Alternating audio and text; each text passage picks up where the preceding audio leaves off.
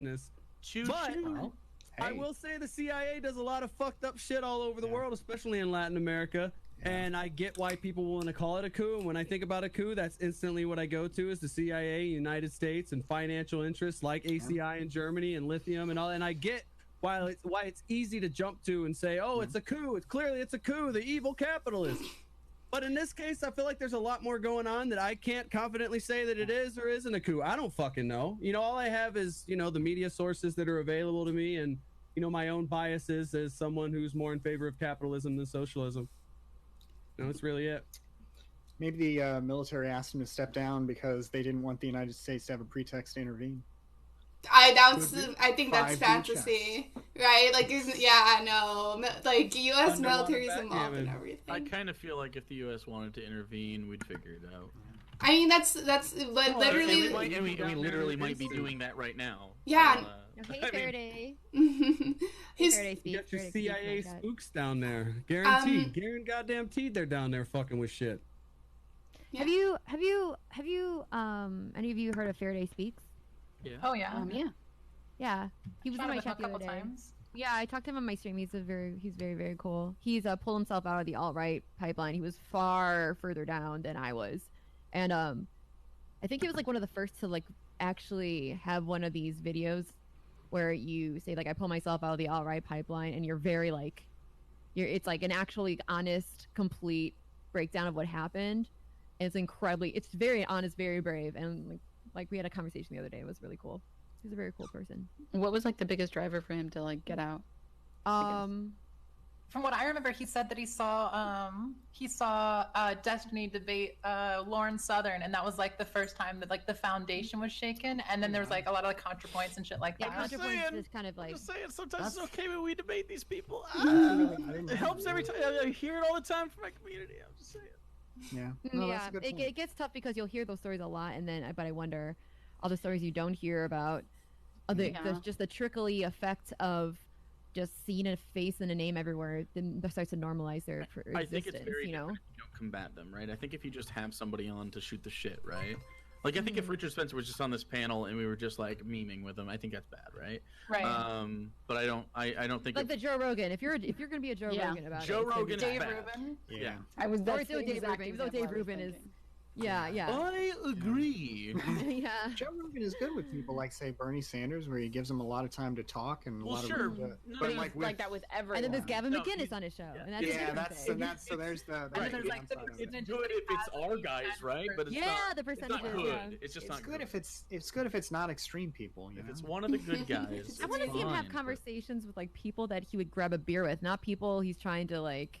Yeah. Become some like intellectual Maybe with. He would grab a beer with those people. I know. Okay, I know that's the whole appeal of Joe Rogan is that he would grab a beer with really anyone. I get that. That's like why he gets away with so fucking much. I think Joe Rogan does a fantastic job with what he does. Don't get me wrong. Joe Rogan's podcast is good, and he does a good job at it. The problem with it is and it's not even a thing necessarily that you can really blame Joe for. I don't know. It's very complex. I but can blame basically, Joe. Are you kidding me? you can and you can't, right? Because it's like platforming like Nazis and stuff. No, I agree with you. I 100% agree with you. But at the same platforming Nazis and then just having a haha conversation with them and not saying get out my fucking studio. You're a Nazi. No, but That's Gavin fucking McInnes. despicable. You're like, no, let's not talk about Gavin McInnes, people like that. Like there's a point to where Joe is way too charitable. I have friends that have been on that show. Weird flex, but okay. Well, no. What I'm saying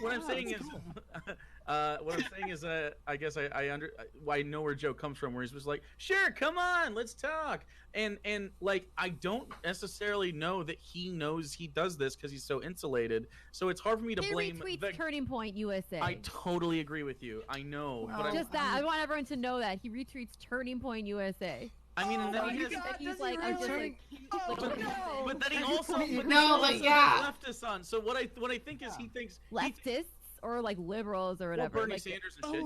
Bernie Sanders is true. Anyway, do you think okay? What's the okay? Yeah, I'm hold on. So what I'm satisfied saying with this conversation. No, I know. There are but far more like problematic people. I want to say like politically shown up in his fucking thing than like there are the other side. You're totally right. Like Jordan Peterson's one of them. And it's a very like centrist-esque approach. To yeah, say, I think he thinks he's an enlightened centrist. It's I think okay that's to what have it Nazis is. so long as we have the opposite of Nazis.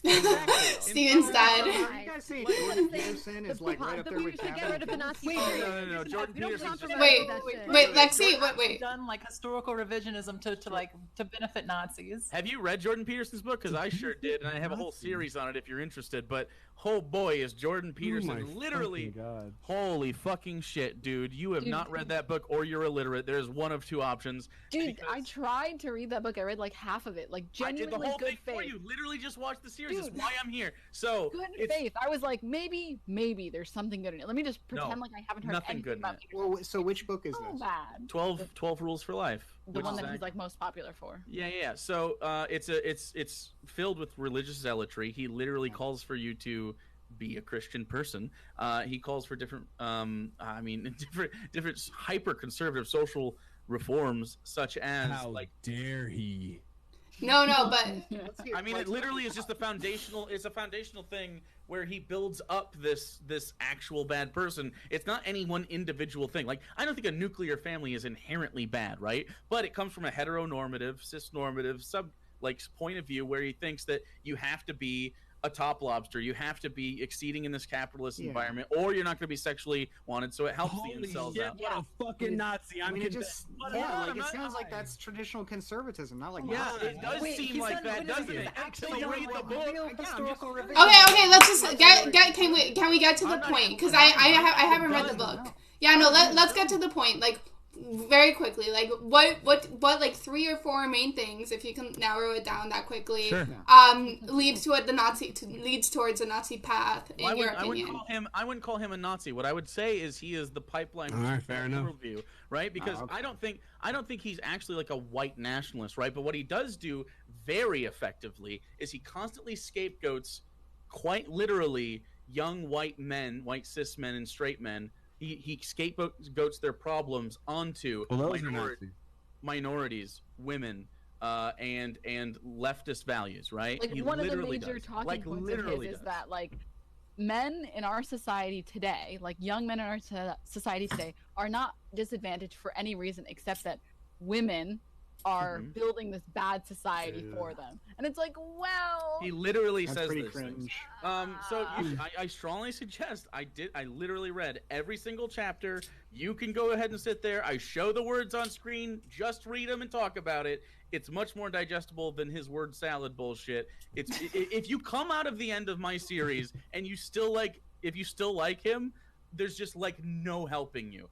Or where do I need to watch this, on YouTube or is it on your Twitch? Hey, do you want to plug yourself? Or it's Hugo and Jake on YouTube. It's so fucking bad. I know where to find it. I'll look it up. The only way you can agree with him is if you are a right wing Christian white man. Like, other than that, you're just not paying attention.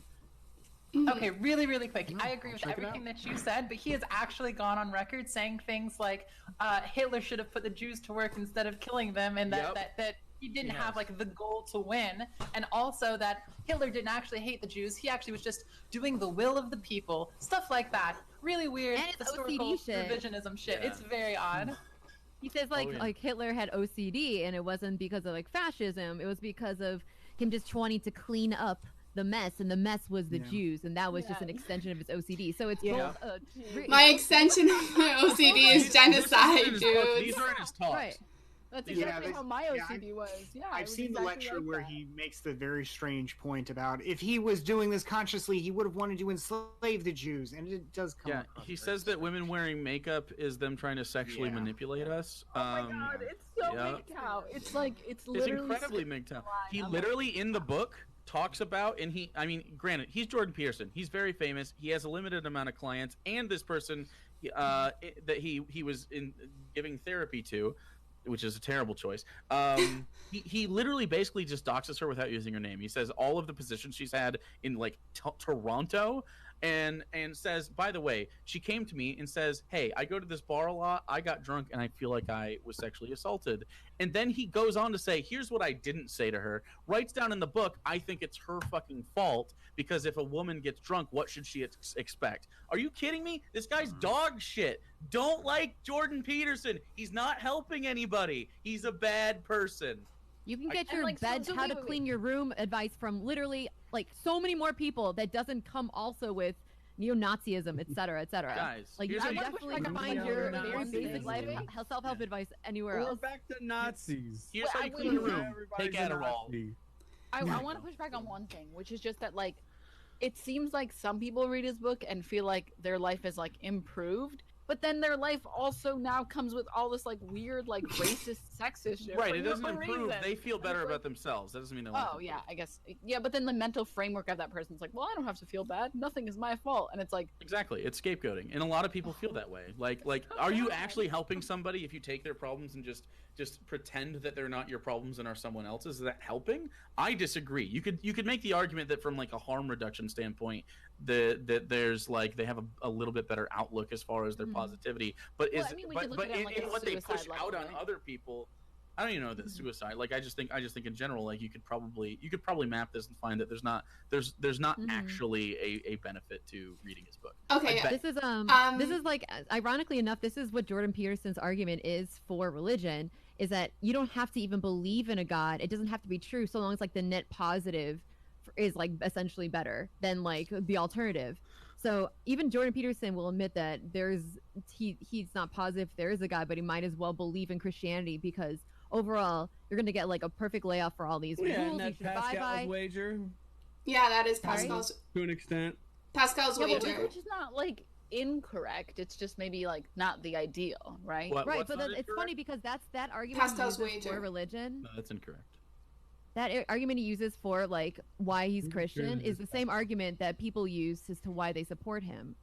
If they know that he has like potentially problematic views and they still like promote him, they're like, well, you know what, he helps so many people. So what if there's a little bit of like crazy stuff involved? Like he helps people. I feel like that's who he is, and that's how he gets perpetuated. Well, yeah, I wouldn't say I wouldn't say Pascal's wager is like inherently a wrong thing because I don't even know what Pascal's wager is, by the way. Okay, so 100% is wrong. It's fallacious and it's okay. Pascal's. Let me explain first, then you can contradict and argue. Pascal's wager is this whole idea that like, well, there might or might not be a god, but if you don't believe in God, you're gonna burn in hell. Yeah, I remember this. Yeah, okay. So you might as well believe in one. It's a bet, right? So it's not Pascal's wager. Pascal's wager is talking about like punishments and afterlife.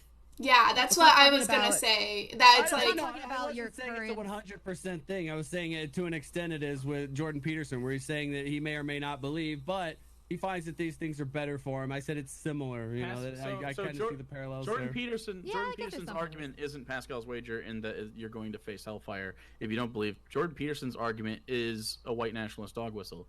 It's Western culture. And this is why it sounded like she was saying his argument is that whether God is or isn't real, that he thinks the benefit of following the teachings of the Bible are a net positive for him.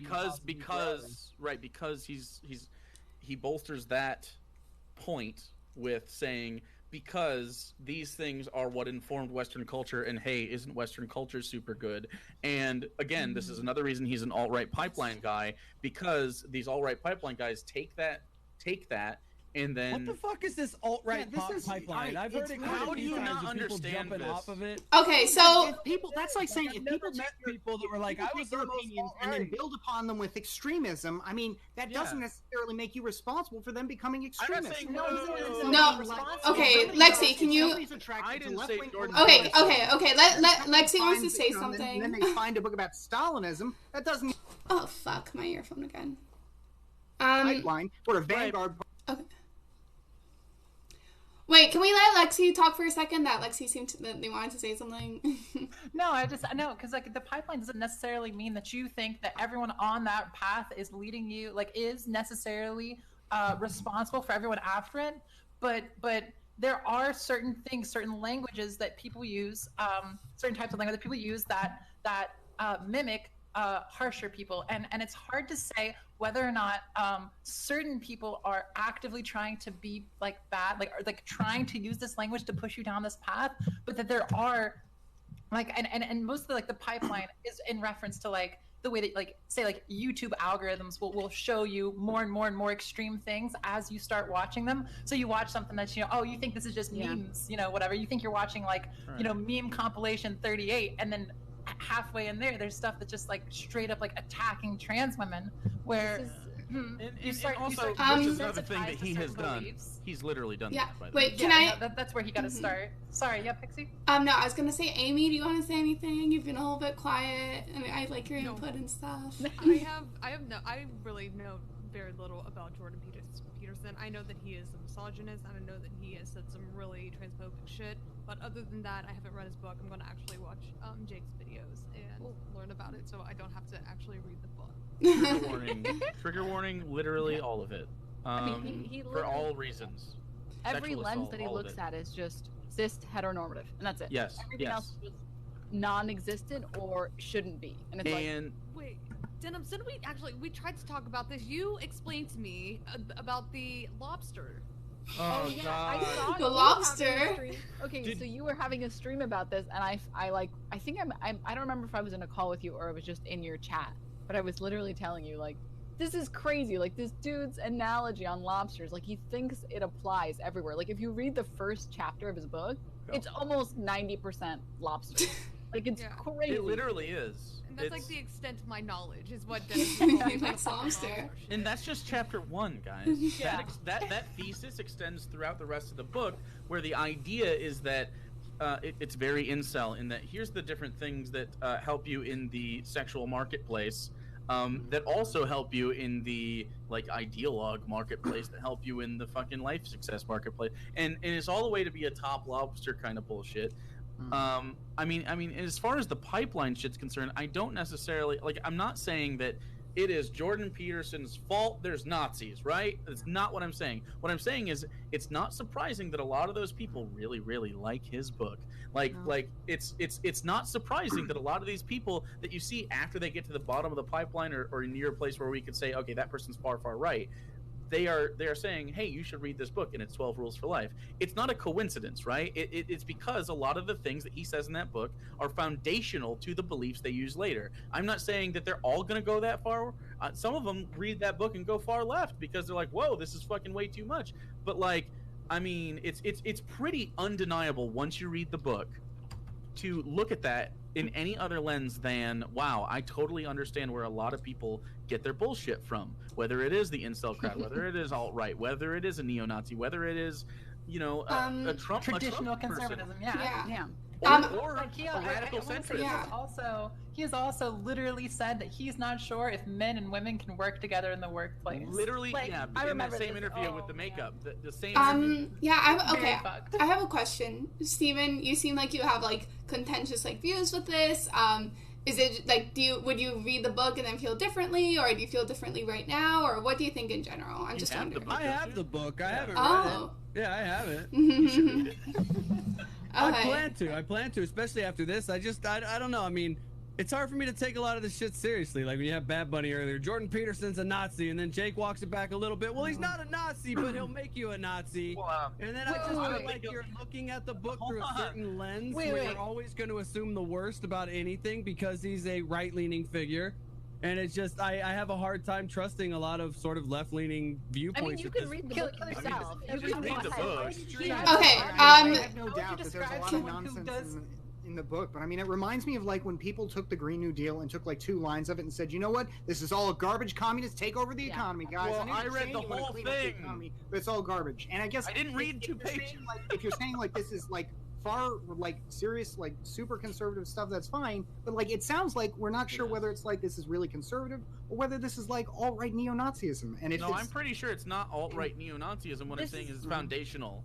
Yeah, so like basically when he frames the book, he frames it in a way that's like, this is a self-help book for people. But when the more you read, you're like, wait, this is literally only for like straight Christian white males, and everything that's being described here is only to help them and to like villainize everyone else, which really sucks, because when I started reading the book, I don't like to like go in on prior judgment. So I was like, I'm gonna read the book and I'm gonna like pretend like everything is cool, and I have reason to actually like Jordan Peterson because I genuinely like the way that he debates people he disagrees with. He gives them time to speak. He doesn't immediately interrupt them. He doesn't do secret debate tactics. And I'm like, I want to really like this guy, okay? He also kind of a daddy thing going on. Yeah, he kind of he's like a little like old like professor. Yeah, like professor. By the way, there are some clears his pages. very not good accusations from the University of Toronto student body. So unsurprisingly, but yeah, I walked into it and I'm like, I want to like see the rights, Katie Hill, and I couldn't. So.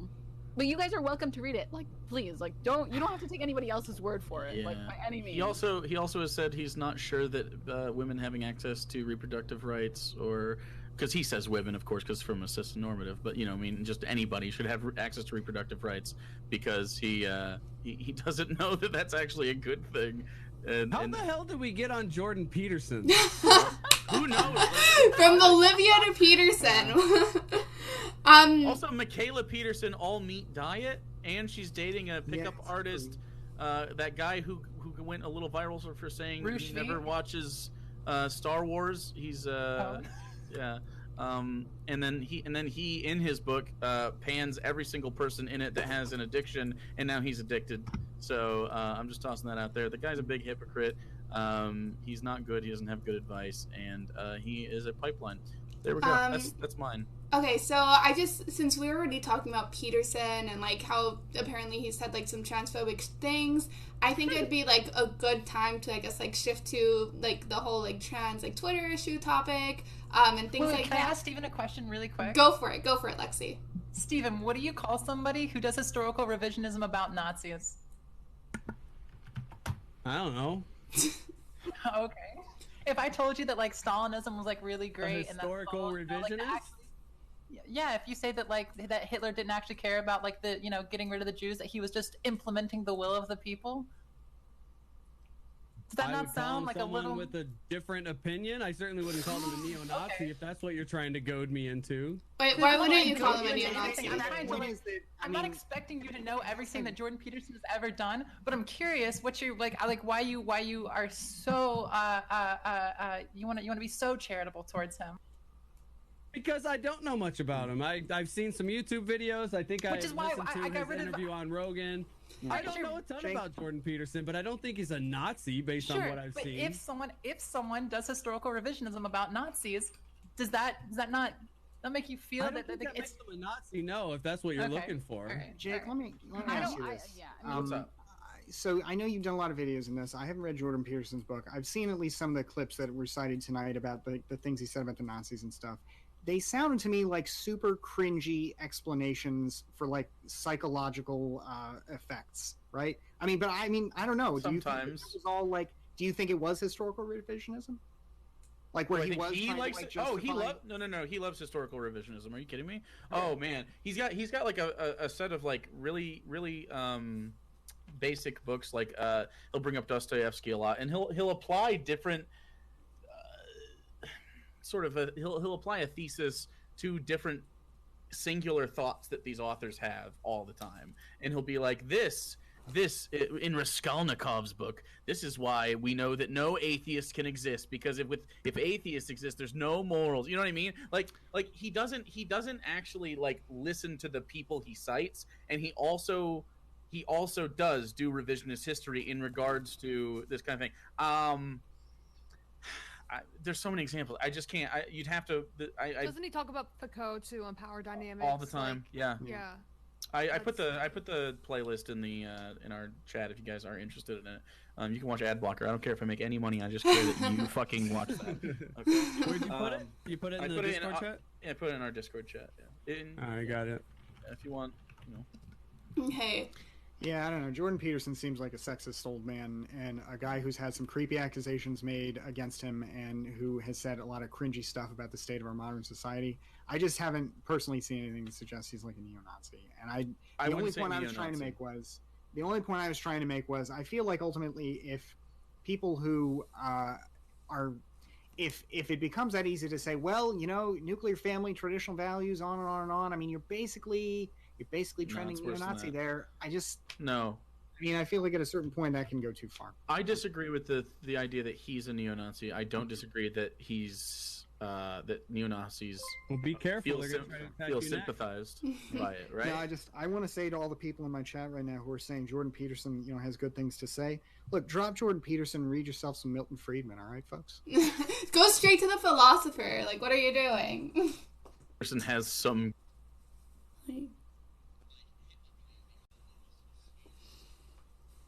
That's a big old chunkin' boy over there. Can I just say, give a real quick quote?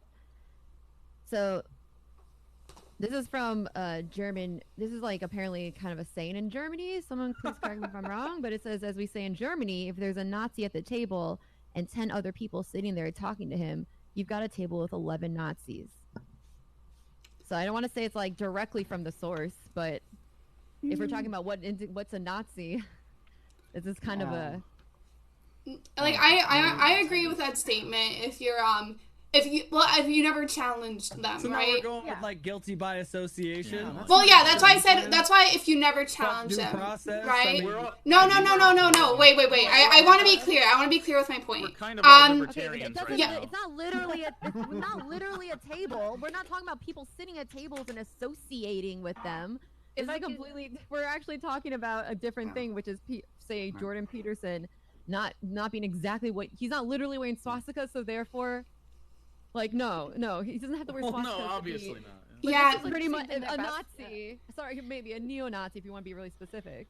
Yeah, no, the same thing that Jake was talking about. That like, if Nazi we had Richard absolutely Spencer nothing to me at this point. Yeah. Something else. I don't even know what the fuck a Nazi is in 2019.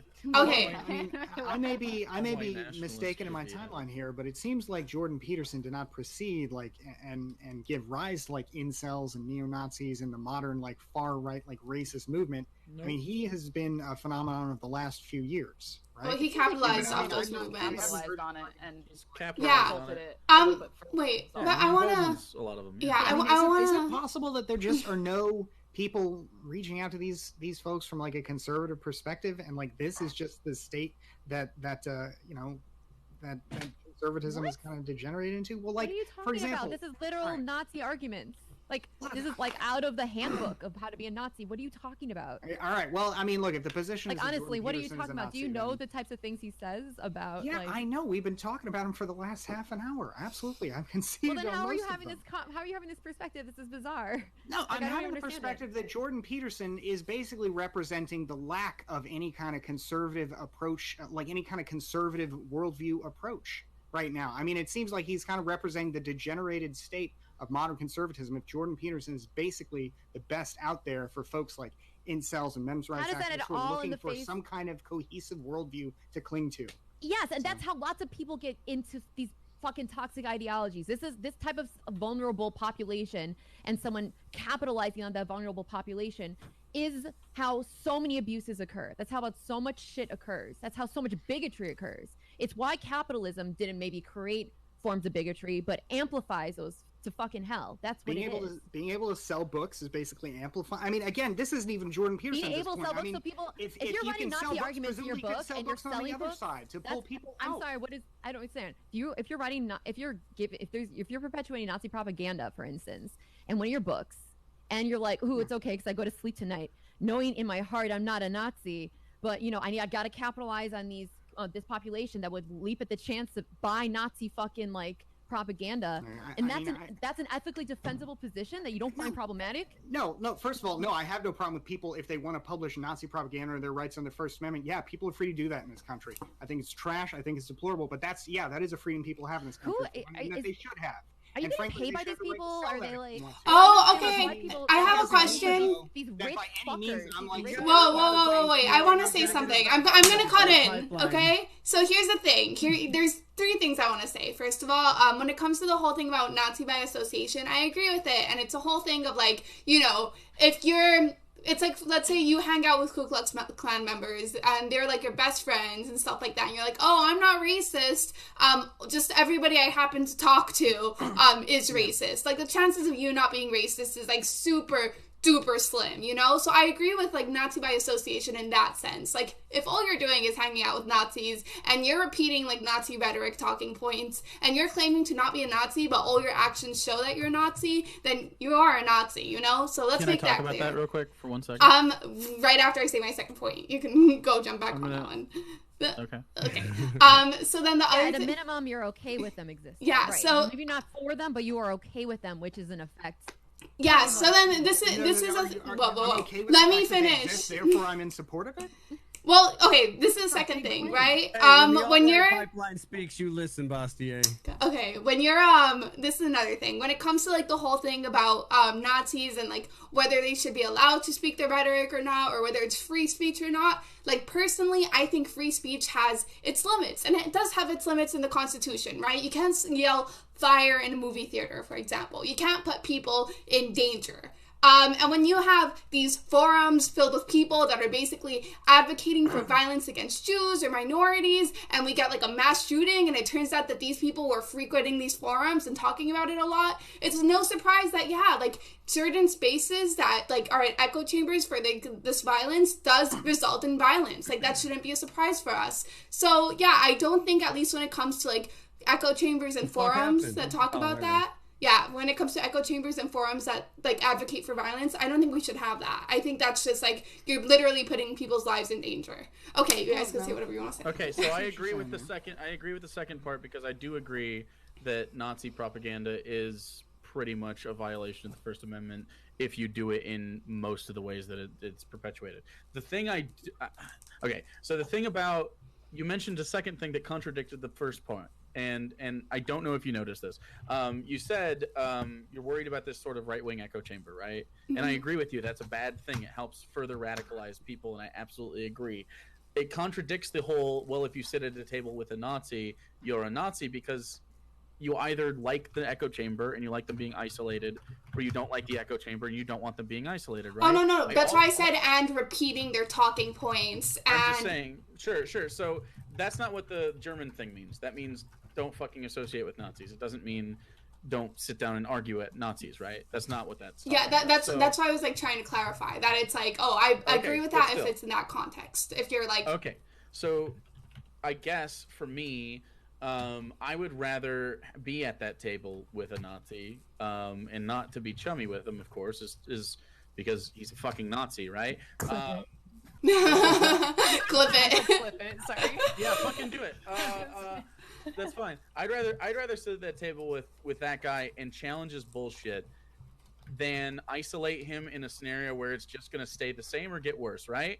And so it's hard for me to be like, no, we're not gonna ever talk to these people, because I know a lot of people in my fan base and out and in your fan bases where they used to be this person. Like Bad Bunny used to be down the alt-right pipeline. Like this happens, and it only comes from either they're going to help themselves by stumbling across a good-ass YouTube video or a good tweet or some shit, or it's going to be people reaching out to them and being like, no, here's why you're fucking wrong, right? And they might dig in, and that's great, but like, and that's expected, but like sometimes they're not going to dig in. Sometimes it's not going to be them that's getting the brunt. Sometimes it's going to be you're talking to the Nazi. You're never going to get this one, but maybe a couple of his followers are going to see this tweet thread or going to see the debate you had with him and be like, well, shit, that's not defensible at all, is it? And that's why I think it's good. I agree with you that we shouldn't just be letting people fucking espouse their fucking hate speech. I do not think that we have space in our First Amendment or let's hurt people based on ethnicity or whatever. But okay, wait. Two things. The First Amendment permits all speech except that which causes, quote, imminent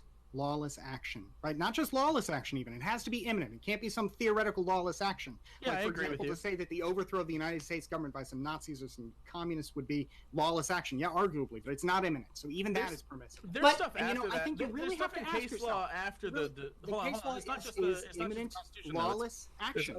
Well, it's imminent in the sense. We're going to talk about like the idea of like banning certain speech. I think we have to ask ourselves who draws the line in this situation. So because we there's can't a long history in the United States of the government banning political speech that was in fact now very the right kind of speech. For example, when the government tried to ban opposition to wars in World War One, okay, or when the southern states tried to prohibit the passing of anti-slavery literature. Denim, do you want to say something? No, I get what you're saying. Hold on. Let me just finish this point. Freaking out. Hold on.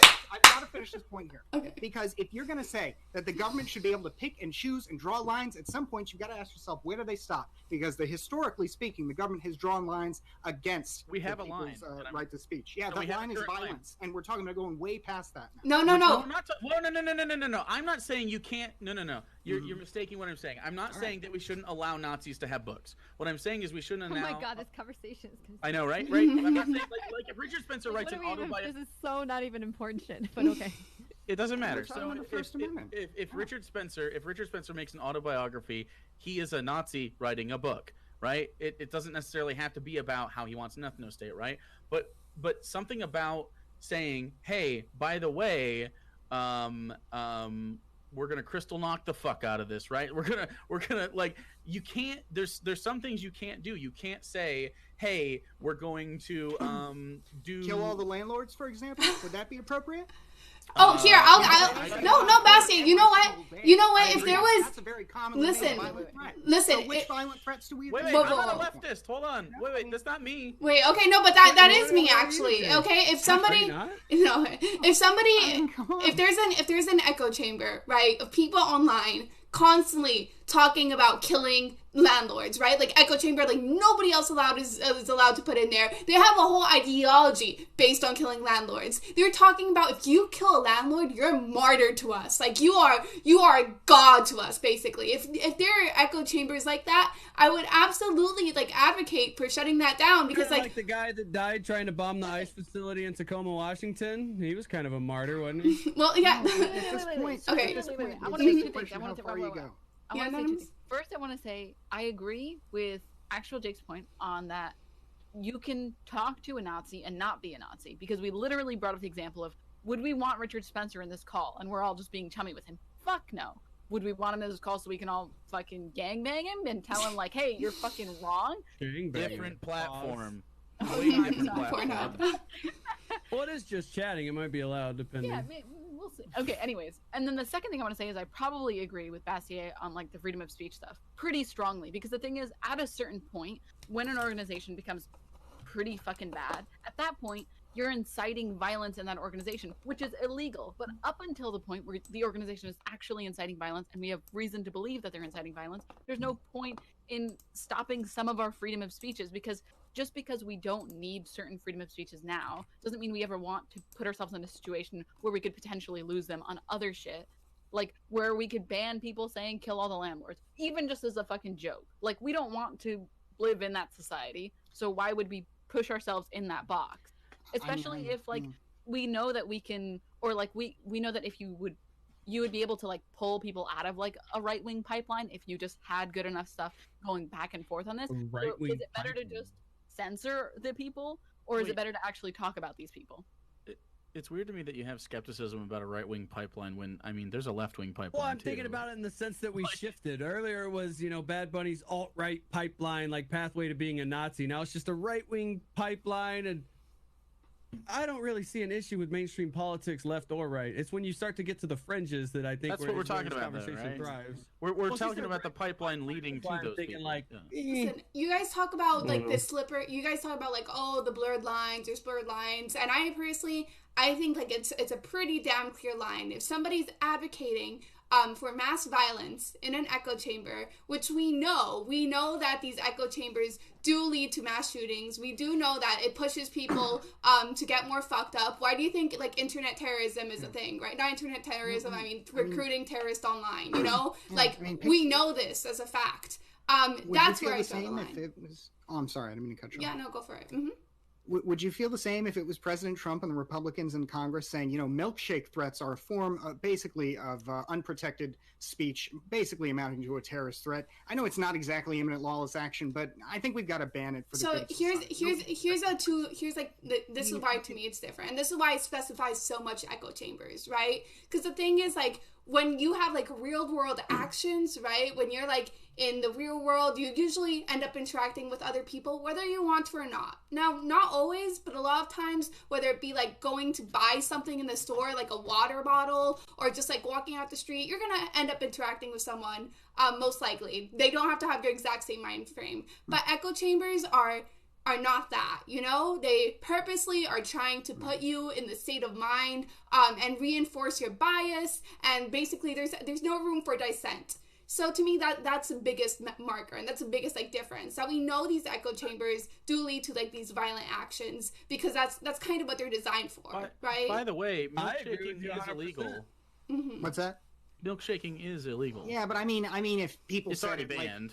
What I'm getting at is, you're right. Like, to actually do it is, of course, illegal. But I'm getting at the. Well, how many people got arrested for tossing milkshakes at Andy? No.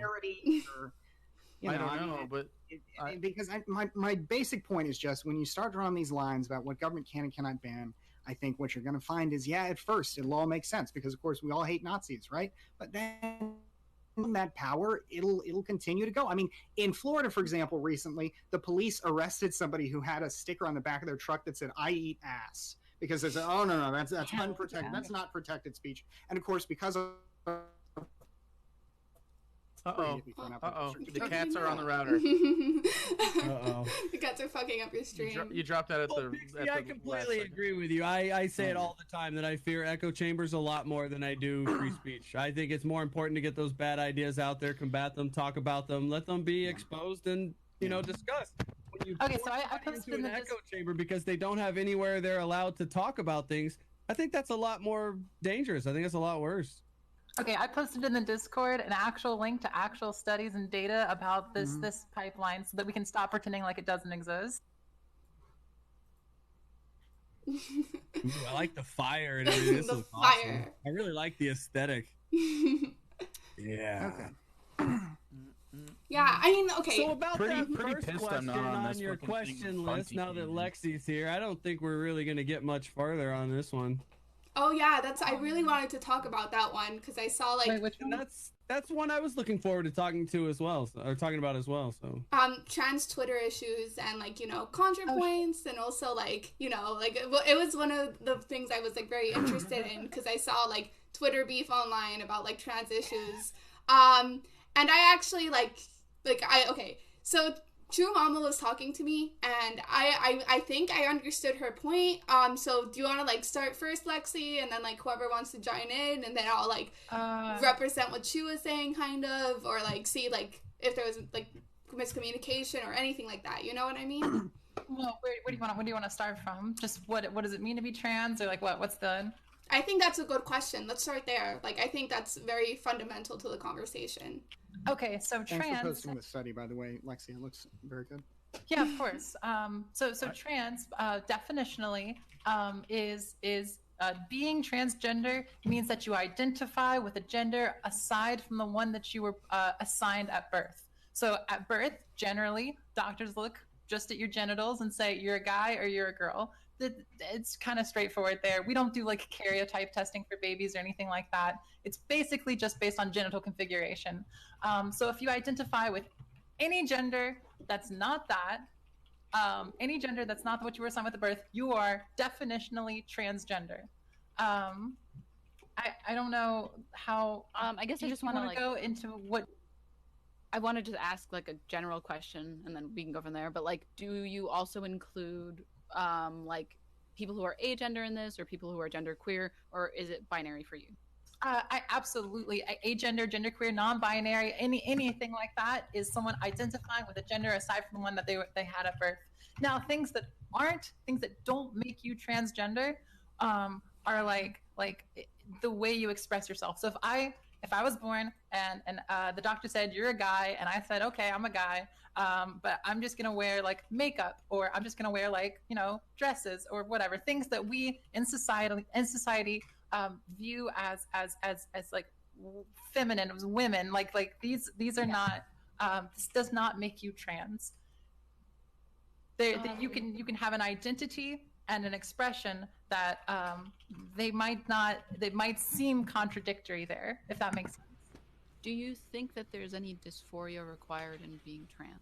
Absolutely not. I don't think so whatsoever. Well, especially because this is interesting because after people transition, they tend you still have dysphoric events, but some people experience like gender euphoria after that, and so it doesn't necessarily mean that you need dysphoria to still be like you're still trans. So a lot of people ask. Yeah.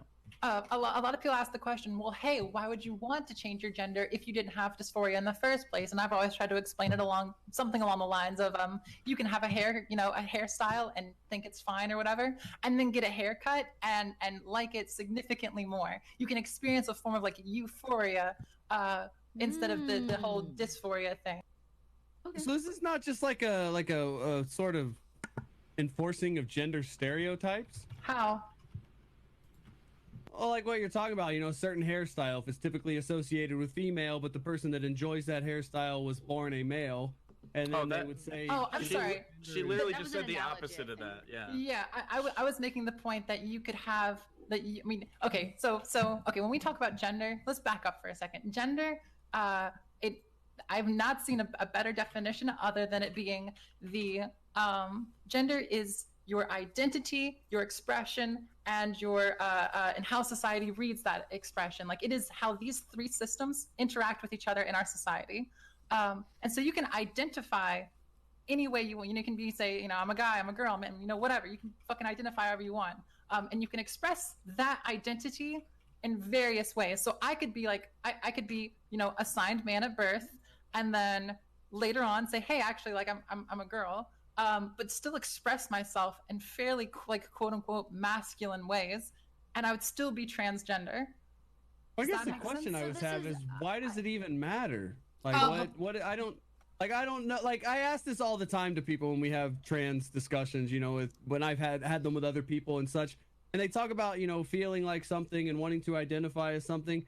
I was born a male. I identify as a male. But I have no idea what it feels like to be a man. I simply know what it feels like to be me. That's why I ask about this sort of gender stereotype thing. Like, what does it mean to feel like a man? What does it mean to feel like a woman? Like, how... I don't really get the importance of it, really, outside of, just basic biology. You go to the doctor, they know that they need to check my nuts and make sure I don't have ball cancer versus, like ovarian... So Killer, the thing that you're talking about is like why I kind of personally like advocate for gender abolition, which is like kind of a very hot term because like as I've learned recently, like a lot of people who are TERFs use it for the wrong reasons. But basically like up to a certain extent, like yeah, gender is a social construct, right? We kind of assign these values of what it means to be a woman and what it means to be a man, right? And they're honestly, in my opinion, they're kind of arbitrary and sexist, right? I feel like in a lot of ways they hold a lot of people back. However, even though like, you can feel that way and I feel that way as well. Like, I think that I do a lot of things that people don't consider womanly or feminine, but I don't think it makes me any less of a woman. I still acknowledge that like for other people's experiences growing up, it's not that way for them at all. And for them to like feel comfortable, they need that identity, or like, that identity like at least puts a word to their feelings. Well, that's why I ask about gender stereotypes. Like there seems to be sort of an overlap there that I don't understand. I'm all ears. I'm certainly open. Okay, so my question I would ask is why is it called like enforcing gender stereotypes when a trans person does it, but when like a cis person does it, that's just the way things are? Well, I might be a little older than our average panelist, but when I was a kid, there were boys that might like playing with Barbies, or they like the color pink. And people would go, oh, he's a sissy. And then people would say, no, he just likes pink. It's fine. There would be a girl that likes climbing trees or playing with G.I. Joes. And people would say, oh, she's a tomboy. And people say, no, that's just what she's into. Like it doesn't define who she is or what she is. It's just who she is. How old are you exactly? I want to know how old you are. How old? What are we talking about? Black and white? I'm not so much older than you. How old are you? Yeah, I was. Well, back in the 90s, I was 49. How old are you? I didn't hear 36. I'm 36. Yeah, I mean, I'm 34. I don't know what kind of like land, like this like utopia you lived in which like gender didn't even exist or something. This is like really odd, but that's what I said at all. But nice flex. You're saying that like people wouldn't call if a girl's doing something that's more like boy-like, that people wouldn't call her a tomboy, they say, no, that's just the way she was. No, they absolutely would. They absolutely would. I was call called her a tomboy when I was younger. For my the whole rest childhood. of people that were fucking sane would say, no, that doesn't make her a tomboy. That's just what she's into. Wait, you know, she tomboy has is not like a gender. Who are these people? Who? Where are they? They weren't there when I was being called a tomboy. They go, I don't know. Excuse me, They probably are down I am 7 and she's 7. The lady was certainly not a tomboy. This is just the way she is. You realize that those words I don't know where you grew up. Children. I grew The up two in Dallas, genders, Texas. sissy and tomboy. This is such like a ridiculous whittling down. It was not. This is such a It was not male some perspective. simple. It was no. Yeah. Okay. Sure. Okay, yeah, so here's what we're getting into right now. Hold on. Here's what we're getting into. My lived experience because I'm a male. Good play, buddy. Okay, good play. So the thing that we're struggling with right now is that you're talking about the expression part of it. Yep. That people of various identities can express themselves in various ways. There is no one way to be a man. Yeah, so there is no one way to be a man. Men can, wear various things, and they can wear makeup. They're still men, like 100%, because they identify as such.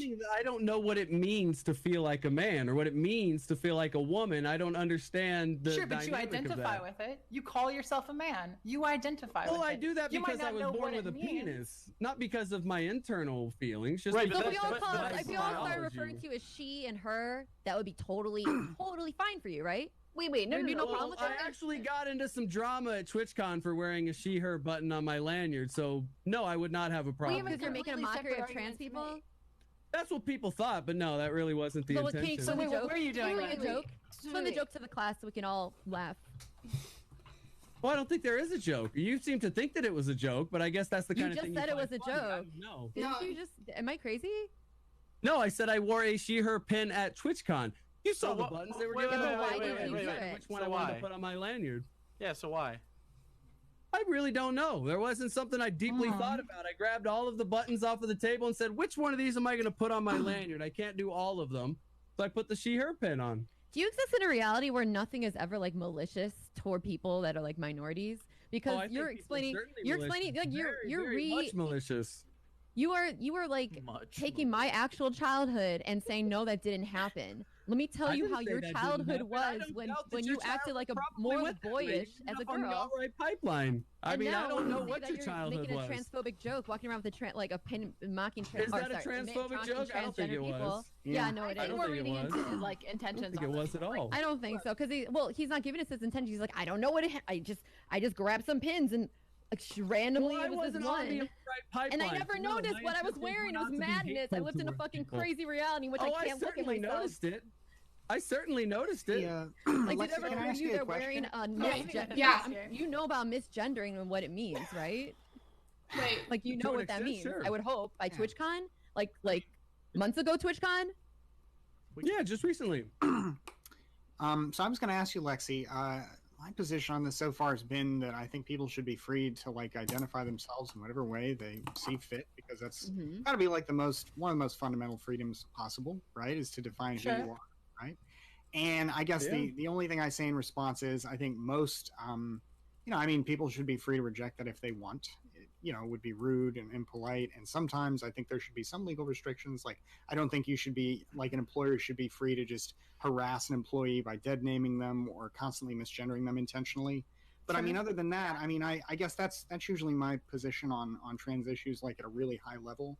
And do you think I'm mistaken on that, or is there that? So just to be clear, you think that there should be like employee protections, and probably I'm going to assume that you're here for tenant protections, so that like a landlord can't like do the same thing to their. Well, what about the restrictions? On the street, like someone with misgendering.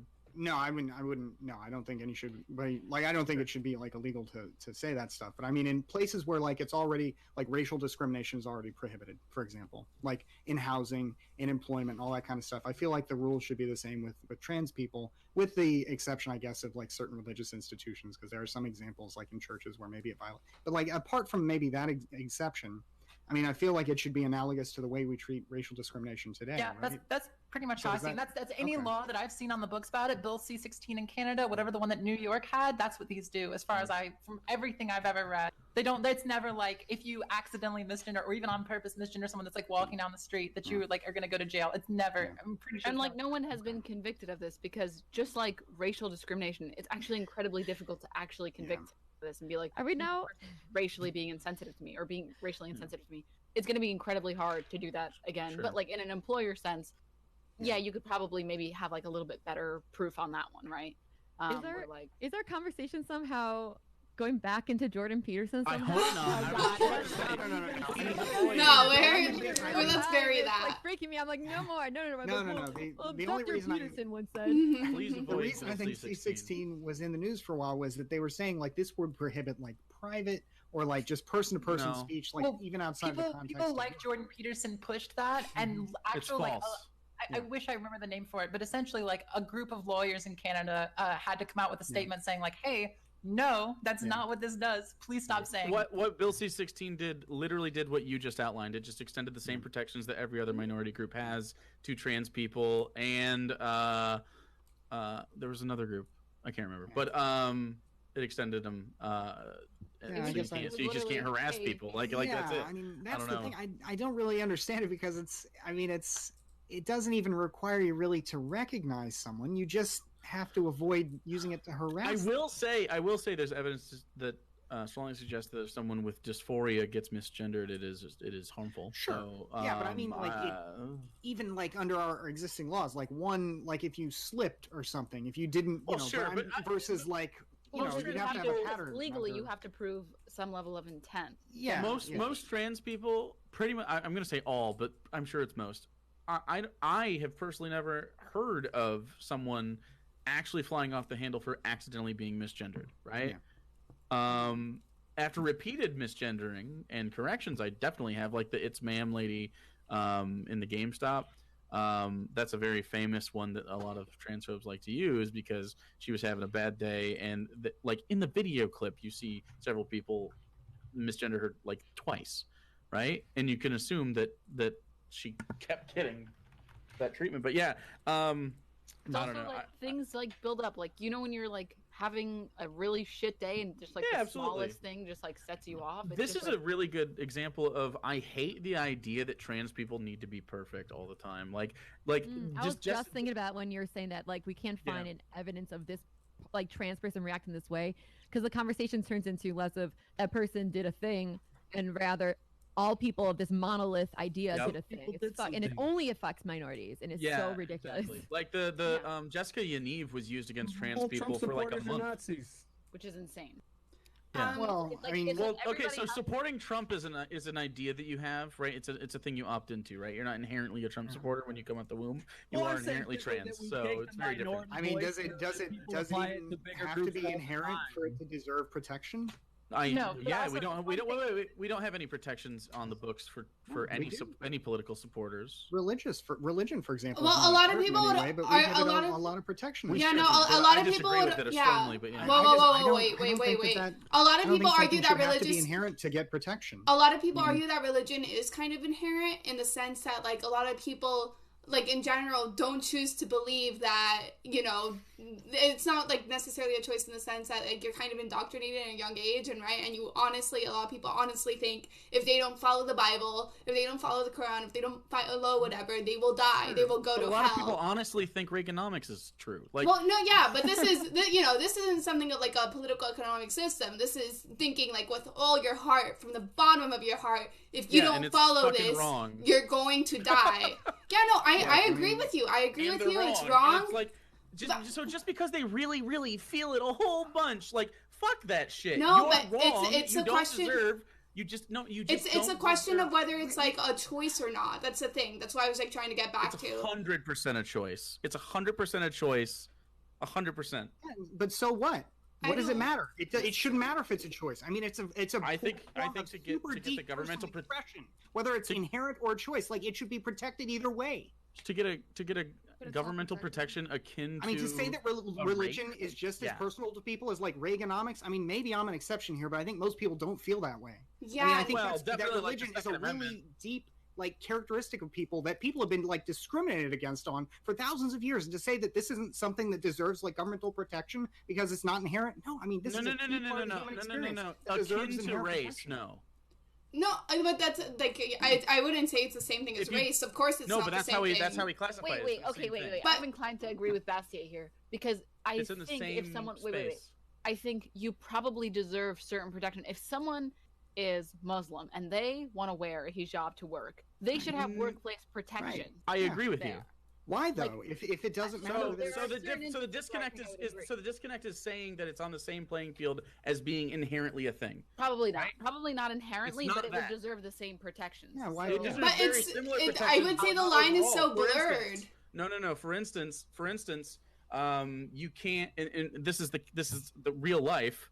It doesn't have the same protections, and you're saying it should, but it shouldn't. It doesn't have the same protections. What do you mean the same protections? So, for instance, you can't take religious belief and apply that to your business. I mean, even sometimes you even can. I mean, depending on the nature of the business. Sure, but Hobby Lobby was able to get some exemption for their birth control. I mean, maybe it's not ideal. I don't think that's usually good policy. Right, and I don't think you should be able to. And that's what I mean. I just don't understand. Like, it sounds like you're advocating for a lower standard of protection for people of faith. Not necessarily. I'm just saying right now, Muslims in this country would probably be in a world of trouble if Republicans didn't have this high standard for religion. I tend to agree. That's what I'm talking about. I'm saying that putting it in the same conversation as something as inherent as sexuality, gender, or race, I feel is irresponsible in regards to those other people.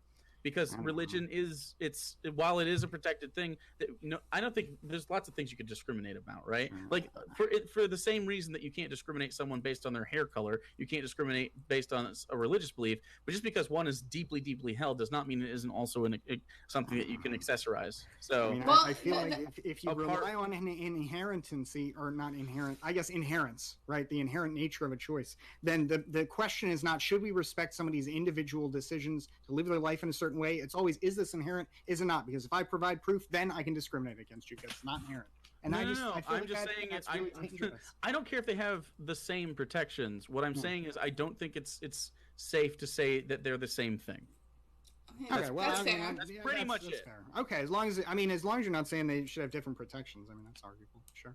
Wait, the Surfs rated me. Oh my gosh.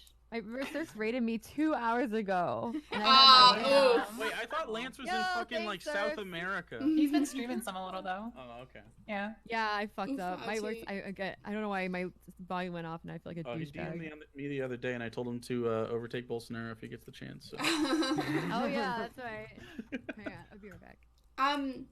So I just wanted to bring something that True Mama said or whatever, because I know that there was a bunch of conversation of her bad faith, whatever, what her beliefs are, and I actually think she made a really good argument against transmedicalism when we were talking, right? Ironically, right? Because that was people were not sure about what she was believing or whatever, and I just want to present this and ask what you guys think in general. Is that cool? Okay, I'm just gonna present it. So, yeah, whatever. Real quick, what if we all said no?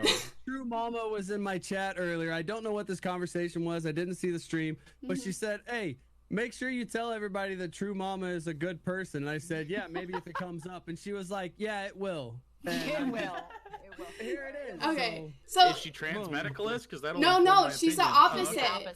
She's the opposite. I have no idea. So we were having this conversation, right? And she was talking about how she because of the information she just learned about trans, she thought that for a certain point in her life she was trans from 16 till 22. I remember seeing those tweets. Yeah, wait, let me finish, right? So obviously the reason why that statement's a little bit problematic is because that's not really how most trans people work, and it's usually kind of a dog whistle for a lot of transphobic people who are whoa, what if you're trans and you suddenly change your mind? You see, this is really what all trans people are. They're just mentally messed up, blah blah blah. So I totally understand that perspective. But then when we were talking and she was talking about how after she went on YouTube videos and stuff and tried to learn more, what was explained to her is that no, technically she wasn't trans, but she should at that certain point in time, if she decided to take on that label, or having that label existed, would have been far more better than not having it applied at all. Or basically, it goes back to the fact that we should be able to use the term trans for people who maybe aren't like exactly in one end of the binary or don't know if they want to transition yet, but who are still questioning. Because by allowing them to adopt this term and allowing them to adopt the trans term, they're able to go into a community where they can, like, you know, question themselves further and, like, you know, try to, like, fully realize, like, what they are or what they're comfortable with or whether they want to fully transition or not. So I just thought that was an interesting argument she made about why trans shouldn't just be referred to transmedicalism. Now, you guys can jump on me or, like, you guys could be like, oh, no, that's wrong or whatever. I'm curious to think what you think. I mean, for me, I'm 100% okay with people that like searching, trying to figure out their, you know, what their gender is and doing some exploration and sometimes you figure out, hey, that shit wasn't for me. I think that's 100% okay. Like, absolutely. Like, transmedicalism, I'm pretty sure I think it's like pretty bullshit in my opinion. Yeah. But I 100% think that you should be able to explore and if you want to wear the label for a little bit and you figure out later on that it does not fit, that's fine. Yeah. I mean, I don't mean to like derail onto like a slightly like tangential point, but this is like the same kind of like critique that like bisexual or pansexual people get, where it's like, oh, these people are just bi-curious or whatever, and it's like, sure, and even if they are, just let them have the label, and if, you know, they go ahead and they have some experiences with the same sex or the opposite sex and they realize they don't like that, then they can just remove the label when they feel like it doesn't suit them anymore, or they, as long as at some point genuinely this is what they felt that they were, it's fine. We don't need to shame people for adopting a label and then being like, actually, now that I've tried this, I know it's not for me. Like, oh, I had experiences with other women or something, and I'm like, and actually I wasn't comfortable or whatever, and that's completely fine. And in the same instance, we can look at people. Fine. Yeah, I think that's fine. Okay. I mean, was there something else that you wanted to say about it, or? No, I didn't know where you were going with it necessarily. I'm like, He was like, I agree. Controversial point. Like, I feel like this is like, yeah, you know. Like, basically moving on to like the trans point. That, like, if you feel like you're trans at some point and you adopt the trans label and you have it for like a year or whatever, and you're like, actually, maybe this isn't, maybe I was just questioning and I'm not sure if this actually fits me anymore, I think that that's probably okay. Like, there's no harm necessarily being caused, and I don't think... I'm wondering why transmedicalism was brought into this. Oh, because the reason why I was going back to transmedicalism is that when Shumam or whatever was like in a state of questioning, I feel like it would have been very harmful if they were like, oh no, if you're questioning and if you want to label yourself as trans, you have to be able to like completely switch gender. Like, you know, if you're experiencing some dysmorphia, diagnosis. There's not a lot of current trans people. It's usually the old guard trans people that are transmedicalists, right? Mm-hmm. I don't necessarily know why. I'm not part of that community necessarily. I'm just adjacent. But like most people, like Lexi just mentioned, it's just bullshit, right? Like, you're kind of just valid in whatever state you are in, and as long as you're not using those labels inappropriately, I think that's pretty fun. Like I don't know. There's some, you know, the old TV trope or movie trope where a guy says, "I'm gay," and so he can go into the women's locker room and see titties or whatever. Like even though that's not I don't think that's a thing that happens. Maybe it's a thing that happens, but you know, as long as it's not like an inappropriate use of these labels and you're not like, you know, throwing people under the bus within the community for doing so. I mean, whatever you feel at the time is probably valid.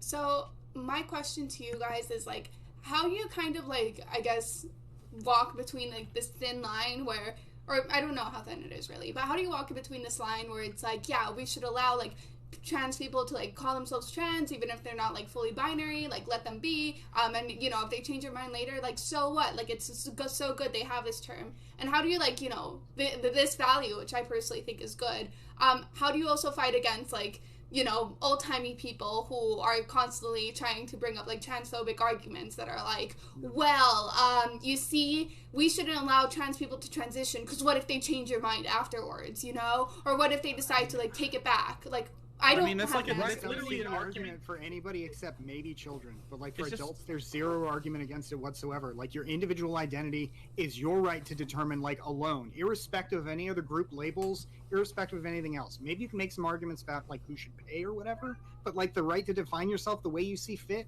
I mean, that should be pretty well as unlimited as it can be. It's like Freedom 101. I do not understand conservatives that consider freedom a part of their platform, that think like you can't do this thing. Like, these are the same fucking people that like don't like piercings or tattoos or other shit too. So I mean, it's not super surprising that their freedom is only limited to what they would be comfortable with, right? Like, the idea of freedom is like it extends way past my comfort level necessarily, because like I don't want to chop my dick off.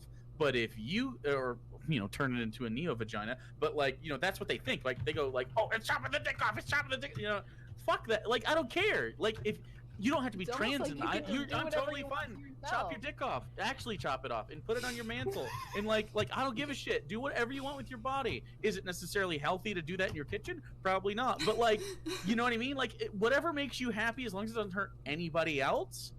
How could I possibly be against that? It just doesn't make any sense. And on that note, I have to pop out. So Okay. I thought you were going to say poop. No. Just no. I'm just kidding. Well, thank you so much for coming on. Tomorrow morning. Bye. Good All right, thanks everyone for having me. Be safe. I appreciate it. Beware the pipeline. Bye. Oh man.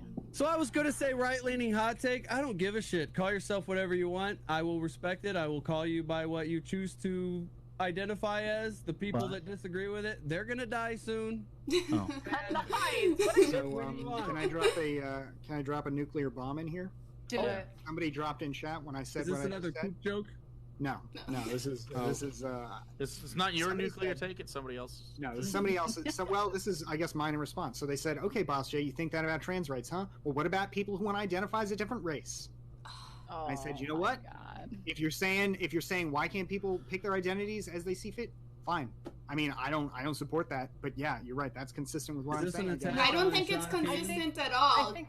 Well, I'm saying you should be able to define your individual identity. I mean, I don't agree with if you doing call that, yourself but that, I mean, you can yeah, do you can it. call yourself, but I mean, nobody's obligated to I don't think respect it's a good idea, right? I think it's a shitty idea, and that there's a fundamental difference in between gender, which is like not just a social construct, because race is a social construct too, but gender is like the way we express ourselves, which is completely separate from like, you know, a racial, you know, skin thing, which is pretty different.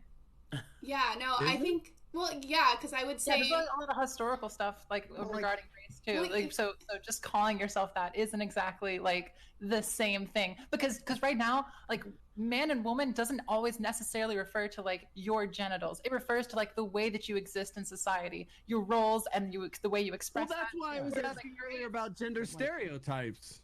Like, I don't know what it means to feel like a man. Well, that's an argument. No, I simply know what it feels like to be me. Yeah, that's an argument. I don't know where this all comes into play. No, that's an argument then for, I would argue, like, for gender abolition, right? That since this is all socially constructed and, you know, it seems to do a lot of harm for people who are trans or cis, either way, why not just fucking get rid of it and let people express themselves however they want, without even a gender binary to begin with. Bad Bunny's the temp at a week gotcha. That's pretty much what I was going with before when I was younger, and it wasn't simply, if you like certain things, then you're this. If you like certain things, you're that. Because it was just, you are who you are. You like what you like.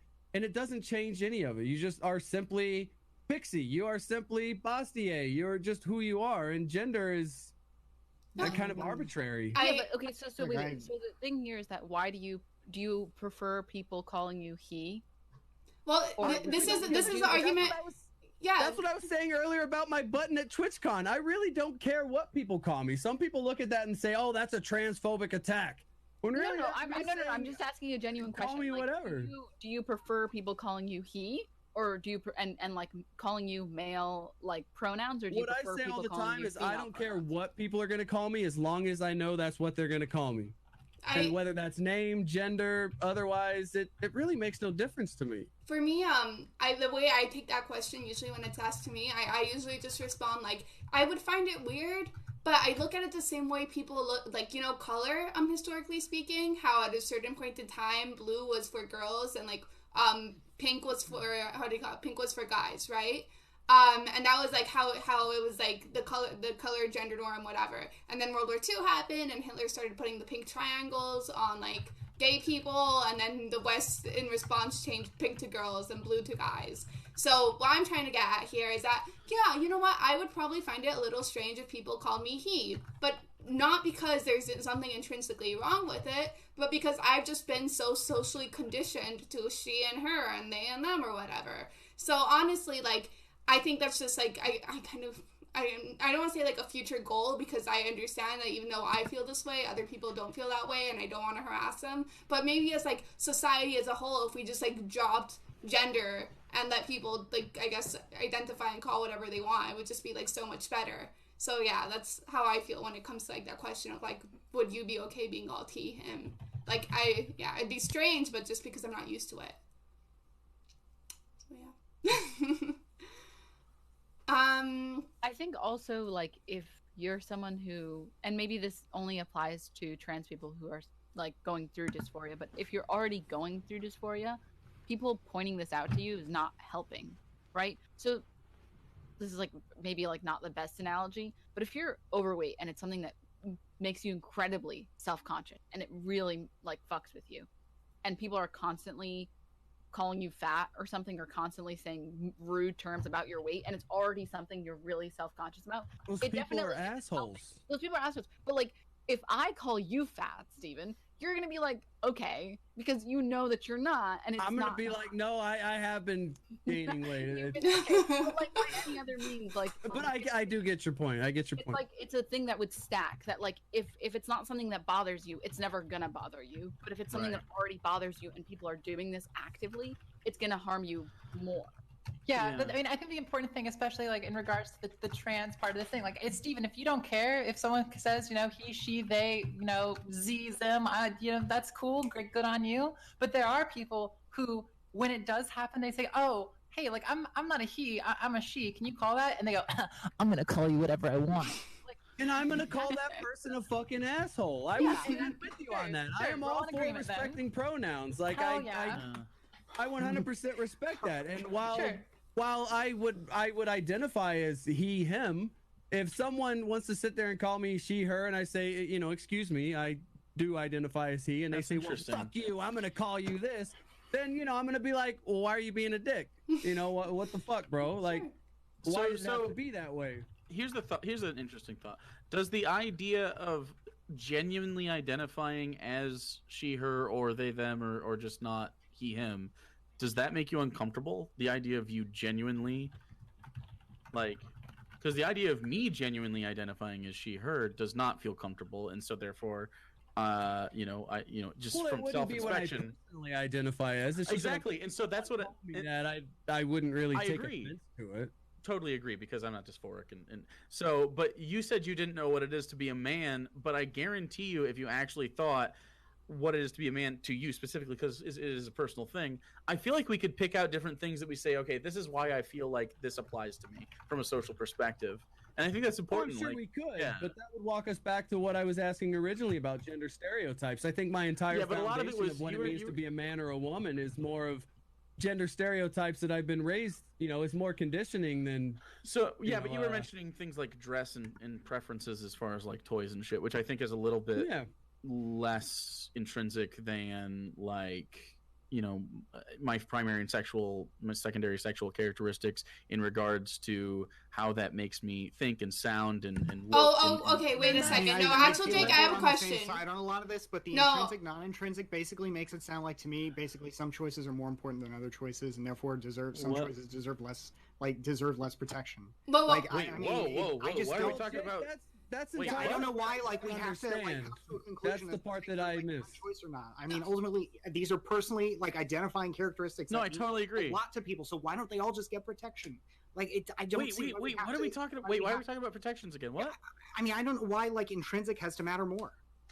No, I'm saying intrinsic to the person, right? Not intrinsic in general. So I don't know. It just seems like it's interesting to think about. Like when you say you don't care, it kind of means you, like, as cis people, I think we can identify parts of it that we do care about, right?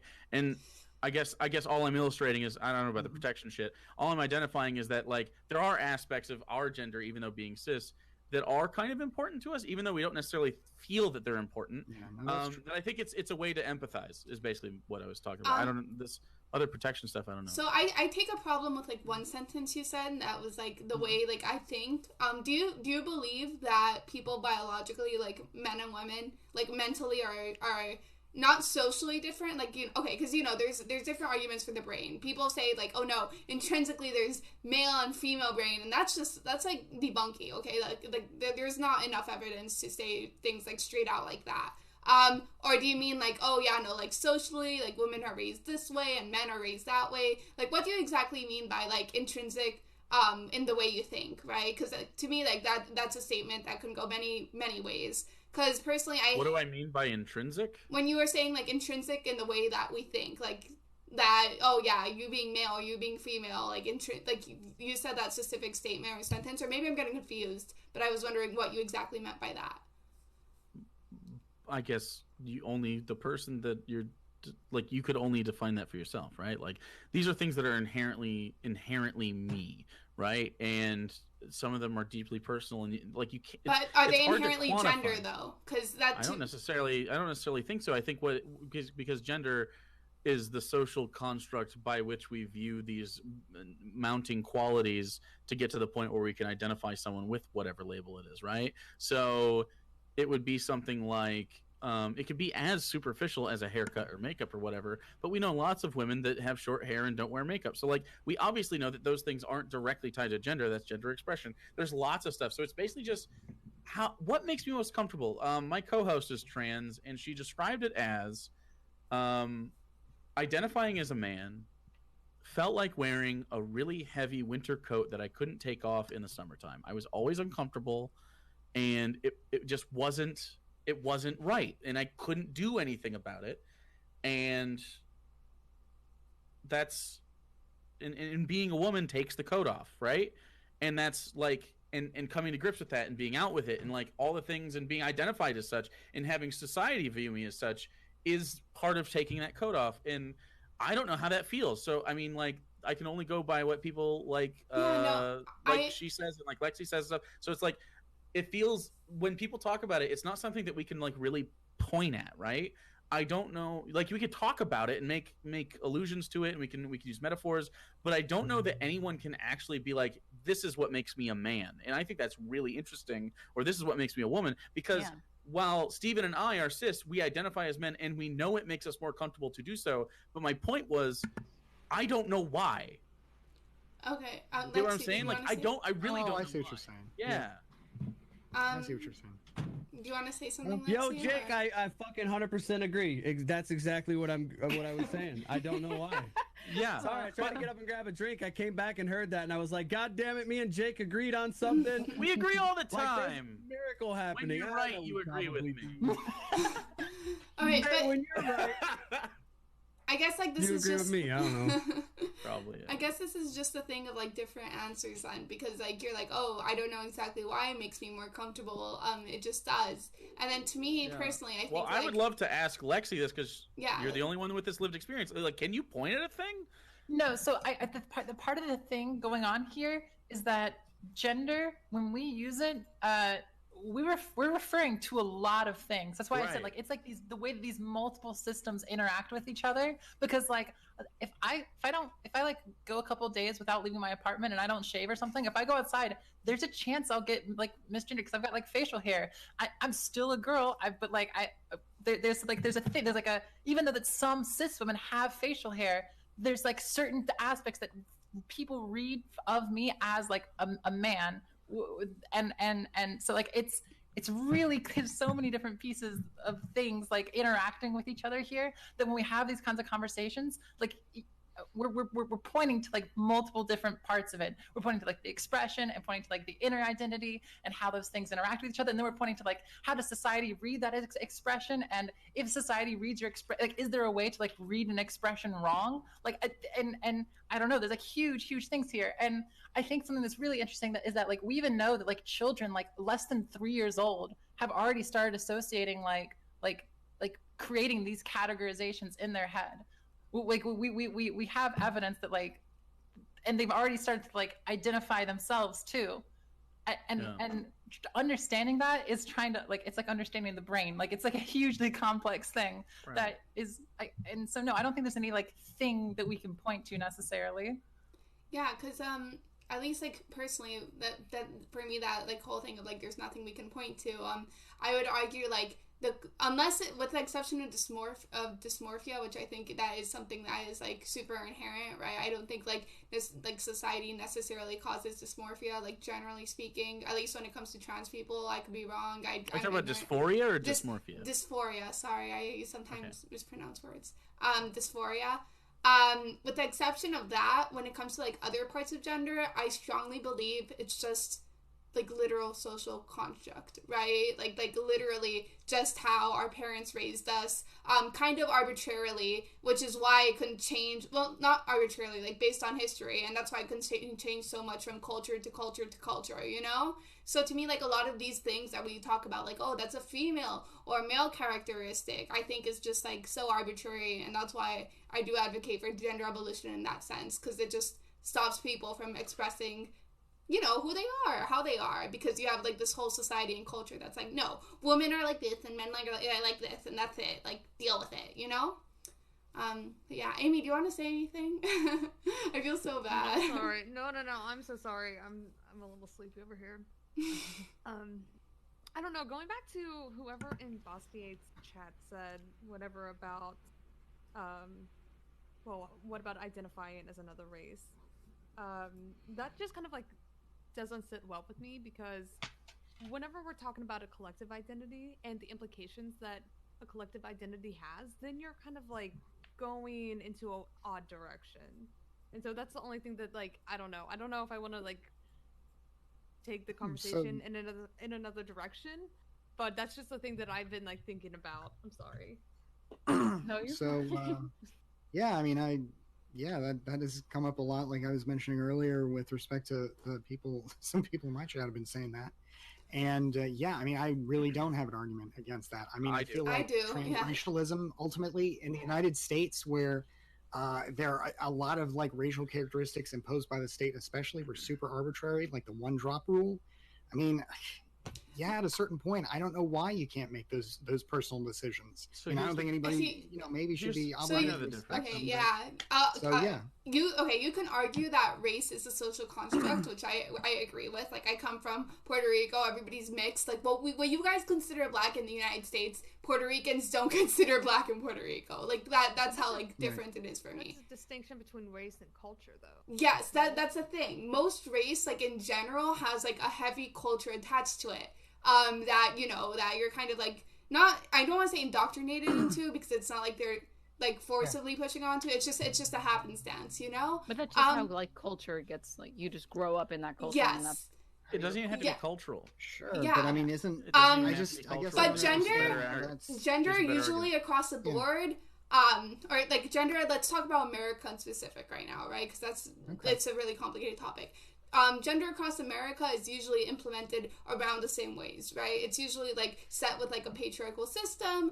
It's usually set with like women are supposed to do this and men are supposed to do this. So for you to like go, like, in America, gender is like kind of consistent in the sense that we all know those roles, or we've all like experienced them through like mass media consumption and stuff like that. You can't say the same exact thing about race, right?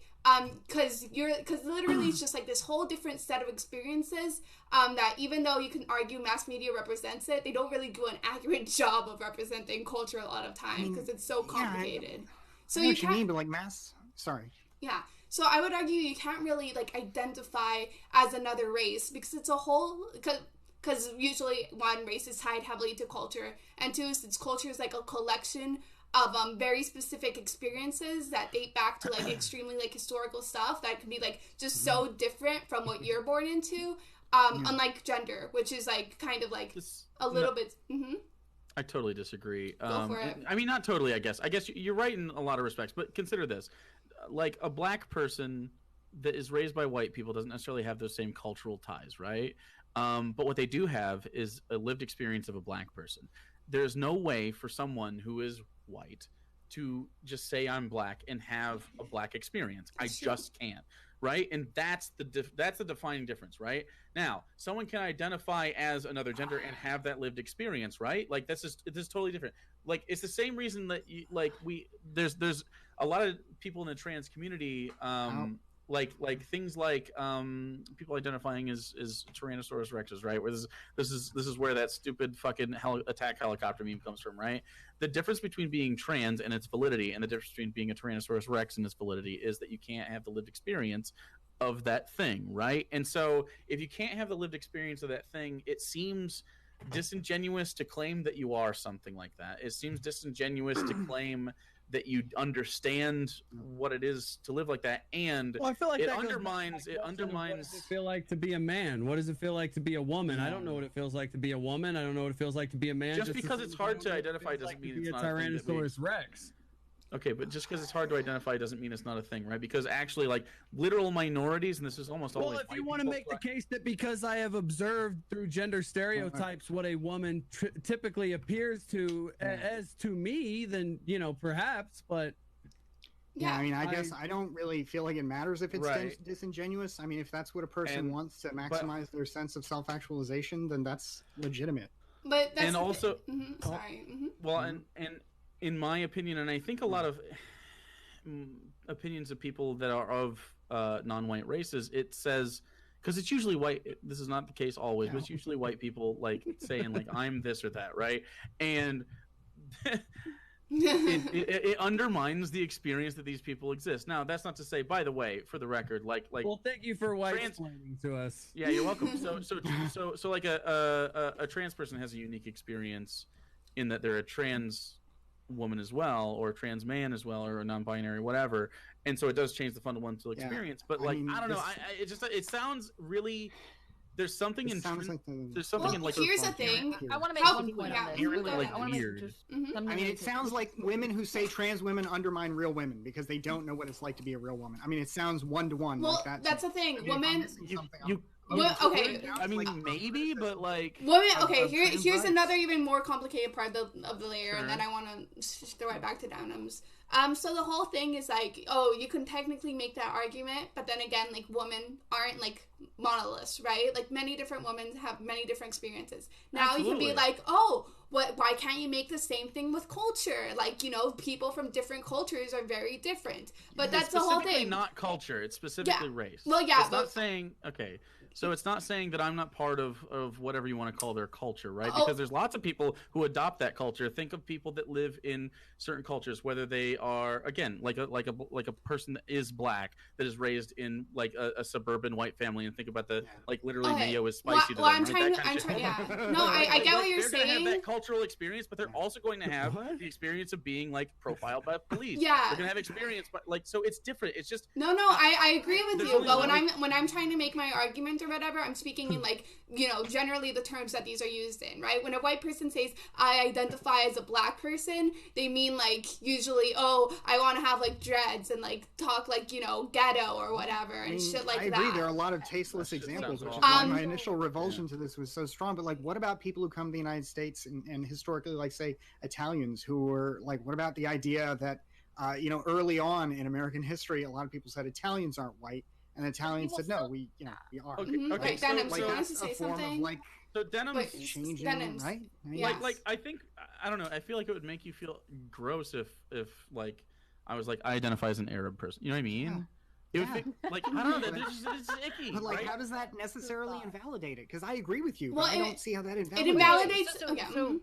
Okay, so there's a couple things here that like I want to address. So first off, I think most Italian people, I mean, I guess traditionally speaking, Italian people have always like felt like they've been Italian before they've been white, like genuine Italian people. If you go and walk in New York and you tell an Italian person they're white, they're gonna be like, no, I'm Italian. Okay, like this is their primary identifier before it is anything else. Second, I wanted to say the thing on how women will say that trans women aren't women because they haven't had the lived experiences of being a woman are just wrong, because once you even begin any kind of process towards being or becoming more of like a woman or whatever, and society begins perceiving you as a woman, well, you now have those lived experiences. Right. So that argument is like invalid because you can get that, right? But like, would that be true for Rachel Dolezal, who wasn't like perceived as white for a while until she suddenly was? But I mean, for a while she wasn't. So like, would she be able to make any similar claim? Because the difference here is that the day that she decided she didn't want to be transracial, she could literally just stop being transracial. Someone who is trans, who is like on HRT, who is like going through medical procedures. Say that about her though, versus someone who's trans in regards to gender. Like, I don't think someone just flips a switch. I mean, no, but the point is that you could, right? Like, you could definitely do that if you're transracial. I couldn't say if you could or couldn't. I don't. Do we have Do we have any like? But...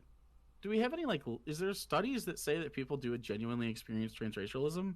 I feel like it's because it feels illegitimate, and because there's. Because it's based on stereotypes. Like, let's be honest. Most of the time when people are like, oh, I identify as a black person, they don't they identify with like the stereotypical culture that's been given in the media. You're not wrong. I literally just caught myself saying something like intrinsically like transphobic. I said it's not real. But then again, that's literally the same thing people say to trans people. And it's like, that's not relevant. It's what the person wants. Like, it is what the person wants to identify themselves as. And I feel like the arguments here so far amount to, like, it's icky, it's gross. And, like, I am inclined to agree, but those are the same arguments used against a lot of the things we but the thing is that these two are two intrinsically different things, right? Like, as like I was trying to like say before, when it comes to gender, like at least in the United States, it's across the board. We've all had some experience with these stereotypical roles, or these roles placed onto society by us. We don't all have actual like intrinsic experiences with other cultures. Would you say nobody does? Almost nobody does, or like. Yeah, it's true. Because, like, let's say you're a white person, born in, like, a ghetto or whatever, and, you know, filled with, like, poor black people. At the end of the day, because you're white, chances are you're not going to be racially profiled. Chances are your teachers are going to pay a little bit more better attention to you in class. So even if you identify with, like, black culture as a whole, you can't say, I identify as black, because you're never going to have those experiences that black people have. Now, you can decide to, like, try to become black in the sense that you're going to, like, dye your skin darker, if possible, and stuff like that. Please don't blackface. Yeah, or blackface or whatever. Unless you're a Democrat in Virginia, then it's okay. Or in Canada. Or a Canadian Prime Minister. But we panned those guys. What? But no, you didn't. What are you talking about? Wait, no. One, and unless I'm mistaken, Ralph Northam is still in office. I'm not Canadian. I don't know who Ralph Northam is, but Canadians. Yeah. Well, that's the Virginia. What is he? A congressman? I don't know, but blackface is bad. Don't do it. But this is where I go back to like the whole like cultural argument, right? That like you're never going to have those same experiences as another person from another culture, because that's something you're indoctrinated with. And when it comes to race, that's just something that like you growing up, unless if somebody like, I don't know, if you want some really, really, really far-fetched argument, if somebody, like, continuously dyed your skin when you were, like, a baby, until, like, I don't know, for the rest of your life, and, like, you know... Like an Easter egg. Yeah, basically. And, like, changed your hair color and your texture and everything, and then put you in the black family, and I don't know. Like, unless you want to make a wild argument like that, I would say, yeah, in general, you're not going to be able to experience somebody else's culture. Or race. I really hope that's not true, because one of the underpinning fundamentals of like the American experience has been the idea that anyone can come to America and be like an American, can call themselves an American just as equally as someone else can. And if that's not true, because it's impossible to perceive another person's culture, I mean, I feel like there's some really troubling implications. Well, here's the thing. I'm open to the idea that race is just like different, but like culture generally, I mean, that has to be possible. I don't like because people actively will choose to like come to the United States and here's the thing. Like for instance, Eminem is probably like Marshall Mathers. He grew up in a system where in an environment where that's an awfully hot coffee pot. It is where literally like I think a lot of people would consider, like, he got into the rap game. He has a lot of friends, and he is of like the I guess of that scene, he's a rarity, right? And so it's seen as part of black culture, right? Because he's alone. Like, that's changing over time. But when it started, it was seen as like, whoa, a white rapper, like that was literally like a topic, right? And so like he doesn't identify as black, even though a lot of people were like, well, you are part of black culture, but you're not black, right? Like this was a thing. He talks about it in his early albums as well, discussing this. The other rapper Logic, these are the only people that talk about it that I can think of.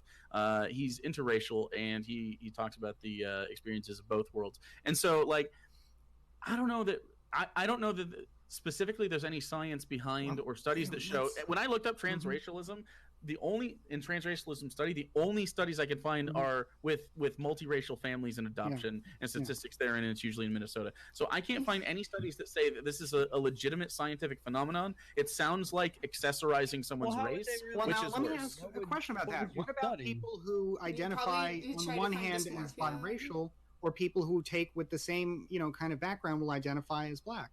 I mean, that's certainly an experience that happens, right? Where people will choose to say, because I'm biracial or I'm black. But totally, I mean, that's a choice in racial identities. When people talk about the black experience, it's about things that are pretty exclusive to the black community that you experience, right? So, like, I have a friend, Arian. We do a podcast on Sundays, and he is. What's the name? I was thinking, Well, his name is Arian. Yeah. Arian Foster. He's a running back for the Houston Texans a while back. Anyway, he is half Hispanic and half black, and is black passing, I guess, is something that you would say in this scenario. He's a black guy, and he experiences. He said he never got called like a Mexican when he was a kid, even though like he is technically 50% of that. He got called black. He experienced black prejudices. He experienced getting called racial epithets towards black people, not towards Mexican people. And so it's just an experience that you have to live, and it doesn't feel like just saying like I'm black, like it doesn't feel legitimate. And it's not just because we know that transness has a lot more than just putting on a pretty dress, you know what I mean? Or just cutting your hair short. It's not an accessorizing thing. That's only a part of what makes someone trans, right? And that's only the expression part. But when you talk about race, it feels again like just this thing you can pop on and pop off, where I can say I'm black and I'm never gonna experience anything that a black person actually experiences. It seems shitty. I want to say something quickly, Bessie. One-to-one. Wait. Can I say something? Yeah. So this is where I kind of agree with you and kind of don't. So I think like one of the biggest things as well is that I think in gender, at least where we stand in gender right now, we're I feel like compared to like the rest of history, we're in a very close stage where something like gender abolition might actually be possible, where we can like almost like eliminate these biases as much as we can, and we're not there yet, but we're working our way there.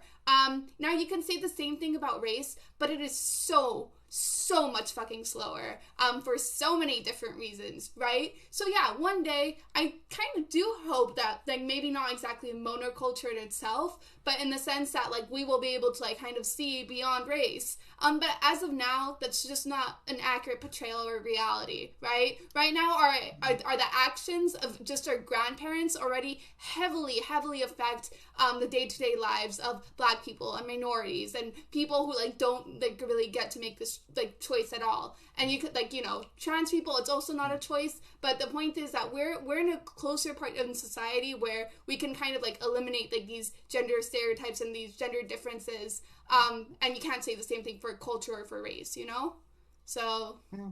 Hey, I mean, I maybe I need to to read up on it a little more. I don't see the consistency there. I mean, it seems to me like a lot of the same. In a vacuum, no. Factor. From a philosophical standpoint, those arguments might seem similar, but obviously the way that we experience race and the way that we experience gender are similar but different. And I think you have to put it into a social context. And when you start unpacking it that way, that's when it starts to break down, in my opinion. I feel like one of the other, issues with this is that we're all imagining like these flippant, like white people, like Rachel Dolezal, I guess, who are just like taking it on, putting it off, putting it on, taking it off as they see fit. But like, I mean, in the situation you described with your friend, I mean, that sounds like somebody. Well, he's not transracial, so it's not like the same. No, I know, but I mean, if somebody wanted to choose, if they were split down the middle and wanted to choose which identity they identify with, I mean, that seems like a. Well, yeah, but see, the thing is, he could identify as Hispanic, but. Well, I mean, it gets more complicated because Hispanic is an ethnicity, and there can be like a huge chance that he has. Well, like, Mexican specifically. Well, same thing with Mexican, right? Like it's. Well, sure, right. I know exactly what you mean. Like people don't realize Mexico has like Asian people in it, right? So like, it's you know. What? No, I'm sorry. What? There's Asian people. But you know the culture that comes with having a family from Mexico and having not as dark skin necessarily typically, and his mom doesn't, and so that experience, while he could identify as that, he would still get the black experience because again it's just a shitty part of our culture where people that look a certain way get treated a certain way. Sometimes it's fine, sometimes it's not, and no matter what, it was out of his control. He just was going to experience that, and it's shitty, but I mean it's just like kind of the facts of the matter, right? Yeah, I guess I don't know. We're white, so it's like a thing we can't. Yeah, I mean, hey, look, I mean, I wouldn't. This isn't something that I personally experienced, so I can't say that. Yeah. I can't say that. I mean, did you want to say like something? I want like. No, I'm okay. Okay. Well, yeah, Sorry. I want like consistency for individual choice because I feel like that protects the most people, and so even though this, I'm gonna write this down. And I'm gonna talk to him about it this Sunday. Yeah, I mean, because even though this, like, I don't really like I don't like that I'm the person making this point here. I'm not like enthused about this. But you're the guy in the suit. Like, you had to. It was destiny. What'd you say? I said you're the guy in the suit. You had to. Well, look, I just feel like for sake of consistency, like individual freedom to the fullest. I don't think that we should like prosecute somebody for identifying as like a separate race or anything like that. But I think part of the thing that we're like running into here is like this like idea of valid, quote unquote, whether or not this is like a valid way to identify.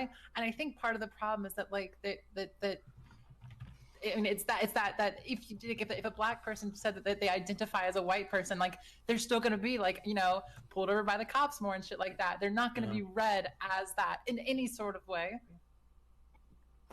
But yeah, I don't think anyone's here arguing for like fucking the legal arguments or whatever. Oh God, I hope not. I think you have the right to identify as such, but I think socially speaking, it doesn't make a lot of sense. Right? Should your employer be able to fire you for it? I sure hope not. And that's. Yeah. I guess that's the reason I bring that up too. Is I mean, I feel like in a practical sense, whatever we believe, like that's where the rubber meets the road, right? Is like, okay, what can you call the government up and say, okay, do this or don't do this because of how a person's identifying, right? Sure. So, anyway. I feel like we've gone through almost everything. Is there something else you want to bring up, Denims, or? No, I was actually gonna say this has unintentionally gone on for like 4 hours. In my head, I was like, dude, we planned so few topics. This is not gonna last more than like 2 hours, and we haven't even touched the topic. So I wanted to ask There's been a lot of that. What do you guys think about? To drop those two, and we could just. We're gonna have them another time. Yeah, because I don't want to keep everyone for like forever. You guys are trapped here in our podcast. Sorry. It's 11:30. I gotta be up at 6. Super quick question. Yeah. What? I don't think ContraPoints came up, right? No. No, I was gonna ask earlier. I don't know what the ContraPoints drama is. I'm not like super familiar with ContraPoints outside of somebody talking shit on a Nick Fuentes Twitter post, and someone had posted a screenshot from Raj and then said that my lighting looked like ContraPoints, and they were like talking shit about me, and I'm like, fuck y'all. I don't think was that talking shit. That's probably that's really good. Like her sets are really good. Your lighting is cool. Yeah. I was curious. I can run through the drama if you want. Yeah, I'll let Lexi take this one. Oh, was it a transphobe or what? The drama? Yeah, Lexi, run over the drama. Must be a Nazi, right? Okay. ContraPoints memes. Okay, so ContraPoints made a video recently. The video is called Opulence. She talks about a lot of shit. One of the people that she gets to do a voiceover in her video is a man of the name Buck Angel. He is well known. He's one of the first well known trans men. He did porn. He's very buff. He is very buff. And very proud of his vagina. He is proud of his vagina, as he can be, absolutely. Yeah. I've seen him a lot just because I follow him. So. But part of the drama is this idea of platforming bad people, or people with bad opinions, people with bad takes, and Buck Angel is a trans medicalist, which I think is not only harmful to like non-binary people and binary trans people, but on top of that, he's like a gigantic asshole. Like he even like he started a pyramid scheme to kind of define trans medicalist, just so a trans medicalist is someone who believes that you need to have dysphoria to be trans, that there is such a thing as like trans trenders, and that if like you don't go from like one binary gender to the other binary gender, that you're essentially a fake. And medically speaking, right? You have to get like the surgeries. Right. So like they do argue that you need kind of the difference between like being trans versus cross-dressing, you know, or something like that. Is that so like there are people who identify as like non-binary who they do not identify with like as a man or as a woman, however, you know, I know that you struggle with what it means to like feel like one of those things, but they don't feel like either. And so instead they say, no, I'm not a man, I'm not a woman, I'm non-binary, and they sometimes there's other language to describe it. Some people say that they have no gender, that they are agender. There's a few ways to like to specialize in it or whatever. Do you want to explain cross-dressing to him real quick? Sure. So like a cross-dresser would be like a man. I don't think you have to explain that. I know what that is. Sure. Okay. Well, you seemed confused about it in regards to transness, so yeah. I don't think I was at all, Jake, but nice dunk. Okay. It doesn't matter. Move on. It doesn't matter. Wait, back to the contra. Make sure you get your shit. Okay. Back to the contra. Going for, but yeah, let's continue. The ContraPoints drama is that she platformed this person and then praised them on Twitter. And some people have argued that you shouldn't do that because, hey, some portion of your incredibly large audience will uncritically believe the things that the person you're platforming says. That's pretty the basis of the drama. Now there are people who've gone way further and who've like harassed her friends and like doxed people and like said that she should never make a video again and call for like deplatforming, shit like that I 100% disagree with. But at a base level, I agree that you should not platform people with bad opinions, which when you have like such a large audience. Also, like there's like minor details here that are like in her subreddit, she's banned the word like true scum. Well, she didn't do it, but yes, one of the moderators. Yeah, one of the mods had like. True scum is like an inflammatory word to describe trans medicalists. They often call themselves that. They'll say, "Hey, I'm like, oh, I'm true scum," because I'm saying you have to have like you'd be like, you know, truly trans. That like, right? That you like if you're non-binary or something like that, that you're not trans enough. And so you have to be true trans, and so they call themselves true scum, and other people call them true scum too. And so it's stuff like this where there's certain things that are out of her control that have led to part of the problem. I don't know if anyone Well, this sounds relatively minor to the first canceling of ContraPoints, because I remember that one. I believe she was saying something about like people that are non-passing and they make it difficult for her. So she said that in lefty spaces, some people defer to they them pronouns so that they don't gender people, but as a binary trans woman, she pings her dysphoria being called they them. And she was saying that's and I think that's valid, but it's also valid in the other way, right? More specifically, I can see the outrage with that one, but yeah, I get it. The second one where I saw her tweet, where she's like, "Yo, fuck y'all, I'm off Twitter." I've been curious what the second one was and why it seems so drastic compared to the first one. The first one seems like it would probably get a lot more people upset than the second one. What was the rest of the first one? What was the rest of the first one? So the thing that I want to say about the first one was that she said that so part of the problem is like a lot of time as a trans person, cis people, like cis women, when they talk to each other, won't ask for pronouns. But if you go into if you're a trans person who goes into like a ultra lefty space or whatever that has it's all cis women and they know that you're trans, then they do the pronoun thing where everyone go around and talk about your pronouns, and it's like, okay, right, you didn't do this before I was here, and now you're doing it because specifically because I'm trans, and that makes me really uncomfortable because it's essentially an outing almost. Oh, it's interesting. Right. And by the way, I think that's a valid take. Yeah, I don't think I don't think she did it in the most eloquent way, and I understand why non-binary people picked on some of those tweets and were like, "Okay, this pisses me off." Yeah, that just. Yeah. I guess in general, it seemed like, again, on the internet, I'm not surprised people got real fired up over a thing that probably could have just been like talked about. Yeah, it just super disappointed me. The because Buck Angel really thing, I think I understand more. Part of the problem is that so here's my, because I actually do think that it's really bad to platform people like Buck. I can think that he's like a pretty bad person. He also another thing that Buck Angel did, he outed like the Matrix creators like early on.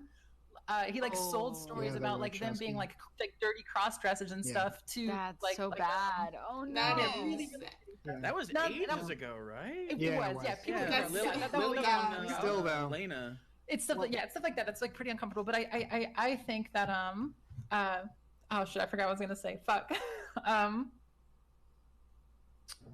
Well, words are hard. Well, I guess that's the end of that. Good night, guys. It was disappointing because like I didn't really know much about these issues before I started watching ContraPoints, and I mean I know that's not maybe a comprehensive education on them, but I think it's a really good way to get in. You know, I mean, this is the main argument about people who are like going after ContraPoints. It's like you realize she's making content that's really easily accessible, that's entertaining, that's high like she's still making content, right? She just said fuck Twitter. Yeah, sure. She has somebody else managing her Twitter. Like she's making trans content for people who are cis, who know nothing about trans people, for them to better understand it in a format that they like. Like that's a net good. That like I agree with the net good. There are like details we shouldn't like, that we don't like, but we shouldn't like cancel this person just because of that's a phrase I use all the time. Don't let perfect be the enemy of good. Yeah, sure, definitely. I think one of the questions to ask here is, as a big creator, what does it mean? Or like in talking about big creators, what does accountability mean? So when someone does something that like a community thinks is wrong, where do they go? What can they do? What are the appropriate actions to take to say like, hey, you hurt me. This was like unpleasant. I don't think that this was an okay thing for you to do. Yeah. Because for me, I'll go ahead and give mine. I think accountability is essentially like a conversation. Like part of my big problem with this entire drama is like I 100% like don't agree with people who like dox or fucking harass friends or anything like that is 100% wrong. Do not get me wrong, that is wrong. But I want to be able to say like, hey, I thought that was like a bad thing. You probably shouldn't have done that, without me being looped into all the people who are doing like absolutely terrible, awful things to this person. And I think that the lack of response from her, a lack of public response from her, pushes people further and further. You know, not everyone, but they're like, you know, people who may have had initial, regular, normal criticisms have gotten pushed further and further into feeling like their voice, like their voice didn't matter. They weren't being heard because there was no like conversation essentially. Yeah. But I don't know the end all be all for like what accountability means. Yeah, that like we can hold these people to a higher standard, but it doesn't necessarily mean that we should go and like harass them or dox them or cancel them or whatever, because it doesn't change the fact that they're still doing good or whatever in the general scope of things. So, but like I can kind of understand what you mean. They're still in the wrong for doing what they did, but I can understand how they felt like they were pushing the corner. I mean, do we just want to talk about canceling in general? Because I think that's the crux of it. Not that she didn't do anything wrong. Yeah. Like I'm pretty sure she like I found out like Buck Angel said that he would come on my stream at some point, and I was like, oh, cool. And then some people were like, hey, because all I knew was a very open trans man, and I thought, okay, interesting. I don't engage with a lot of his content, but he seems fine, I guess. A little bit of a trailblazer, OG trans person. But then I found out about all the other shit. Like, I'm just not gonna do that because it's like I have a lot of non-binary people in here too that aren't just. You turned down Buck Angel. I just didn't extend an invitation. Pursue it. I got you. Which is fine. Like, and I've spoken about this specific topic actually with Ava. That like my chat looks very different. Is it Ava or Eva? She says Eva sometimes, and she also says Ava. I have no clue. But I've just been going with Ava because that's what people are telling me now. So I don't know. But I'm just curious. I've always said Eva, but you've been saying Ava, so I wasn't sure. Someone told me it was Ava, but then I heard I heard them refer to themselves as Eva, and I'm like, wait, then maybe it is Eva? Fuck, okay. But anyways, they were on a conversation with me, and I was telling them, hey, my chat looks completely different than your chat. Why is that?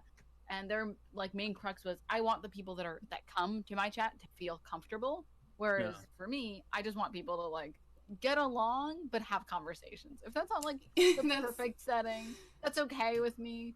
But for them, that's not okay with them, and I can understand your perspective on this. My chat's saying generally Eva. That's what I thought, but I wasn't sure. Like the first thing I asked Bastier the first time we were on a stream together, I'm like, how the fuck do you pronounce that exactly? Ooh, that's interesting. After the great French economist himself, Friedrich Bastier. Should people's following have that kind of control over production? I think there's this is for my chat and this is for everybody. I think there's some degree of yes, but like not to the degrees. Like, fuck you! I'm paying $5. I don't think it's right. When I talk about this, it's in the context of like, if you donate $1 to me or whatever, it doesn't mean that you get to use that against me in an argument, right? You don't get to be like, I gave you $1. How could you say that? Like, fuck you, eat a dick. I don't care. Leave me alone. Give someone else your money. It's the decision at the end of the day too. Right. Like there are people, I'm sure, in Eva's community that don't want people who are maybe not the best to get banned, and there's people in my community I know for sure who are like want me to be a little bit more strict or with my bans, and like, but at the end of the day, it's the creator's decision what they want to do.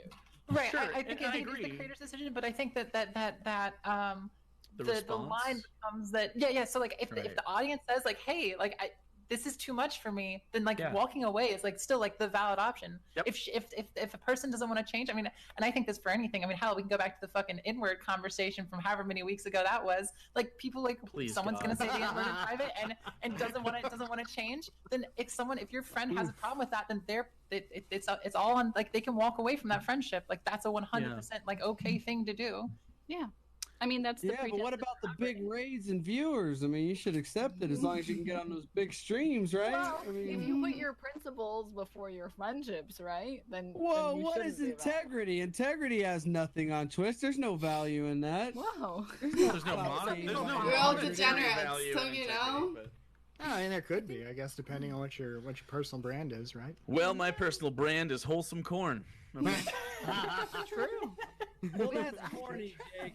No, but I mean, like my chat is also, it's also pretty comfortable for a lot of people. Like I like the idea that people can come in here and just be like, you identify as what you identify with, and we're not going to deal with transphobes and stuff like that. But they also know that some of the content is going to be maybe something that they are, unironically triggered by. Like something could be like, I could be watching Coach Red Pill, and he could be talking about like dirty whores, and someone could get, and he does this shit all the time, and someone could be like, holy shit, my ex used to have this really sex negative take, this is really bothering me. You can leave, and people have started to understand in my community, you can leave and come back and leave and come back, and that's okay. We're going to have these conversations with people that do want to hear them, and if you don't, that's fine. But I wouldn't platform someone like Buck Angel unless it was a discussion about, hey, this is fucked up. You know what I mean? Yeah. Like if it's just promoting Buck Angel in general. Yeah, I see what you mean. So I mean, like in the way that somebody was saying that Destiny debate helped them get away from the alt-right. Maybe there's some kind of parallel. I don't know. But... Yeah, adversarial platforming versus like praise platforming. I don't know. That's good terminology. Damn, I like those words. I haven't heard I like that. Way. Yeah, that's a good way to coined it. Yeah, I think adversarial platforming is my ideal kind of platform. Yeah, what a mood. I was gonna say, I don't think any of us do a stream though where we would bring someone on that's sort of very different in ideology and just say, here, take over. And I think this is like the interesting difference between like Twitch and YouTube, though, and all the parts of this too, because like not only in regards to what you actually just said, but also like we are constantly having conversations with our entire community every day, all the time, which is very different from someone who puts out like an hour-long YouTube video once a month. Like, may I say, fairly different relationship. Yeah.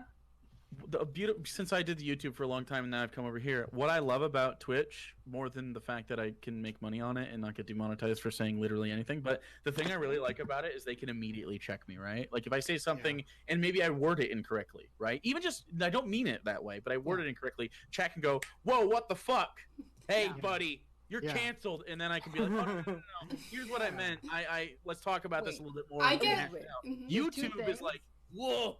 Yeah, one way. Yeah, one way versus is like the constant two-way thing. They take way too many liberties with it. On stream live, and you didn't mean to say the thing on stream live or whatever. Whereas YouTube, at least you get to like be like, oh wait, why did I say this? This was such a bad take, and just like crap it out or something. Whereas like that's why I can't do YouTube. I am far too lazy for post-production. I love the Twitch. I hit one button, and whatever I say, I said. It's out there for the world to see. I don't worry. I like that I'm gonna say something that's gonna be horrible because that's not who I am. I get a fucking cocaine high. I get like a cocaine high when somebody in like my chat phrases something better than I phrased it. I was like, thank you. Like that is exactly what I meant. Like holy shit, I feel alive right now. On cocaine, my friend. I feel like you need to get a better connect. The only people that say things better than me in chat are people that donate 1,000 bits when they do it. Okay. Ooh, is that a call out? That sounds like a call out. Please. Twitch is like that's the one really good thing about Twitch, though. You can basically say whatever you want in the political sphere. You can discuss basically anything without having to worry about whether or not like you're gonna get canceled for it. Like people have been banned for certain like jokes, like the Greek god thing that he made this like gender joke, this 2-gender joke. But like if you're having a genuine discussion, a genuine political discussion about it, you're fine. Like there's no demonetization. Well, I know a guy that got banned for reading the Santa Fe shooters manifesto, and the ban reason said unintentional mishandling of terrorist propaganda. And in the email it said see the community guidelines for details. And when you go to the community guidelines, big shock, there's nothing about unintentional mishandling of terrorist propaganda. Oh my. That's the first instance I've heard of like any of this. I could understand. But like yikes, I guess it really depends on how they were doing it, because if they were just reading on it and not commenting it, then I guess like I could understand like the thing of like, oh, you're just spreading this shit around. But if he was like reading on it and be like that's so fucked up, or making commentary, well, they weren't simply reading it in terms of distribution. They were reading it and going point for point and discussing the certain points that were in there of why this is crazy, why this might sound plausible, and this, that, and the other. But the thing I found really weird was the fact that the email said, see the community guidelines for more details, but there was nothing in the community guidelines about that. Yeah. I mean, the only community guidelines that they have that might relate to that is, we can suspend your channel at any time. That's it. That's the only part of that. The true community guidelines. But in general, in terms of leniency, Twitch seems to be a lot more generous than like YouTube is. Sounds like you're making a good segue into another question on your list about YouTube. And no. That is like another hour discussion. I don't want to. We can talk about that like another time. Next week. Yeah, but holy shit, I really like this. I don't know. Maybe you guys thought it was a shit show, but I really like talking to you guys. Like, it was fun. A shit show. This is my favorite kind of shit, where you get people that don't necessarily agree on things and they act civil and they talk about it and just have a conversation. And it shows people that you don't have to agree with someone entirely to have a conversation about it, and it's not the end of the fucking world. And it's I'm writing my takedown manifesto about you right now. After this, I'm gonna go on Twitter and cancel all of you. So do you not know this? I want to read the Cornifesto. Some of you may not actually know. I literally had to read a Cornifesto against me. Like I didn't have to. I chose to. It meant nothing, but like. These people were threatening me for 5 months about receipts about my fucking Jake is fucking trash. But I made a highlight out of it. It's 10 hours if you want to go for it, man. Just 10 hours. Just 10 hours. I literally just did all of it because they've been. Let me throw that in my playlist after the Jordan Peterson takedown. Yeah. Hey, that's a good ass 24 hours of content for you, okay? You don't have to worry about Hulu or Disney Plus or 30 minutes of waiting. Pixie, I was just about to say it's been a few hours since I plugged Disney Plus. I got a lot. There's a long line ahead of you, man. Yeah. Just around the riverbend. So anyway, like Lexi, you read that, and I think Denim did too. Like, ugh. Oh, it was bad. It was so dumb. It was I want to see the cornucopia of Festos. It's the Cornifesto. I have an emote and everything now. Oh my god. I don't understand the corn thing. If I watch this, will it help me understand? No, but yes. No, no, not really, but watch it anyway. Big fan of high fructose corn syrup. You only don't get the corn thing until you do. Okay. There's a moment you're gonna be like, I get it, I understand. Corn is good. Corn is positivity. Corn. Okay. Potatoes corn are better, also but corn is good. objectively like everything, and we can't escape it. Okay. And wheat. So Jake, could I ask you a serious question? Are you a cornbread tuber? Cornbread tuber. You know what? I might be. Bread tube isn't. I'm not full all the way in bread tube. But still a capitalist. I'm not a cornbread tuber. No, there's lots of problems with capitalism. I just see it as benefit. Yeah, you're just stuck in the capitalist realism. I understand. Useful and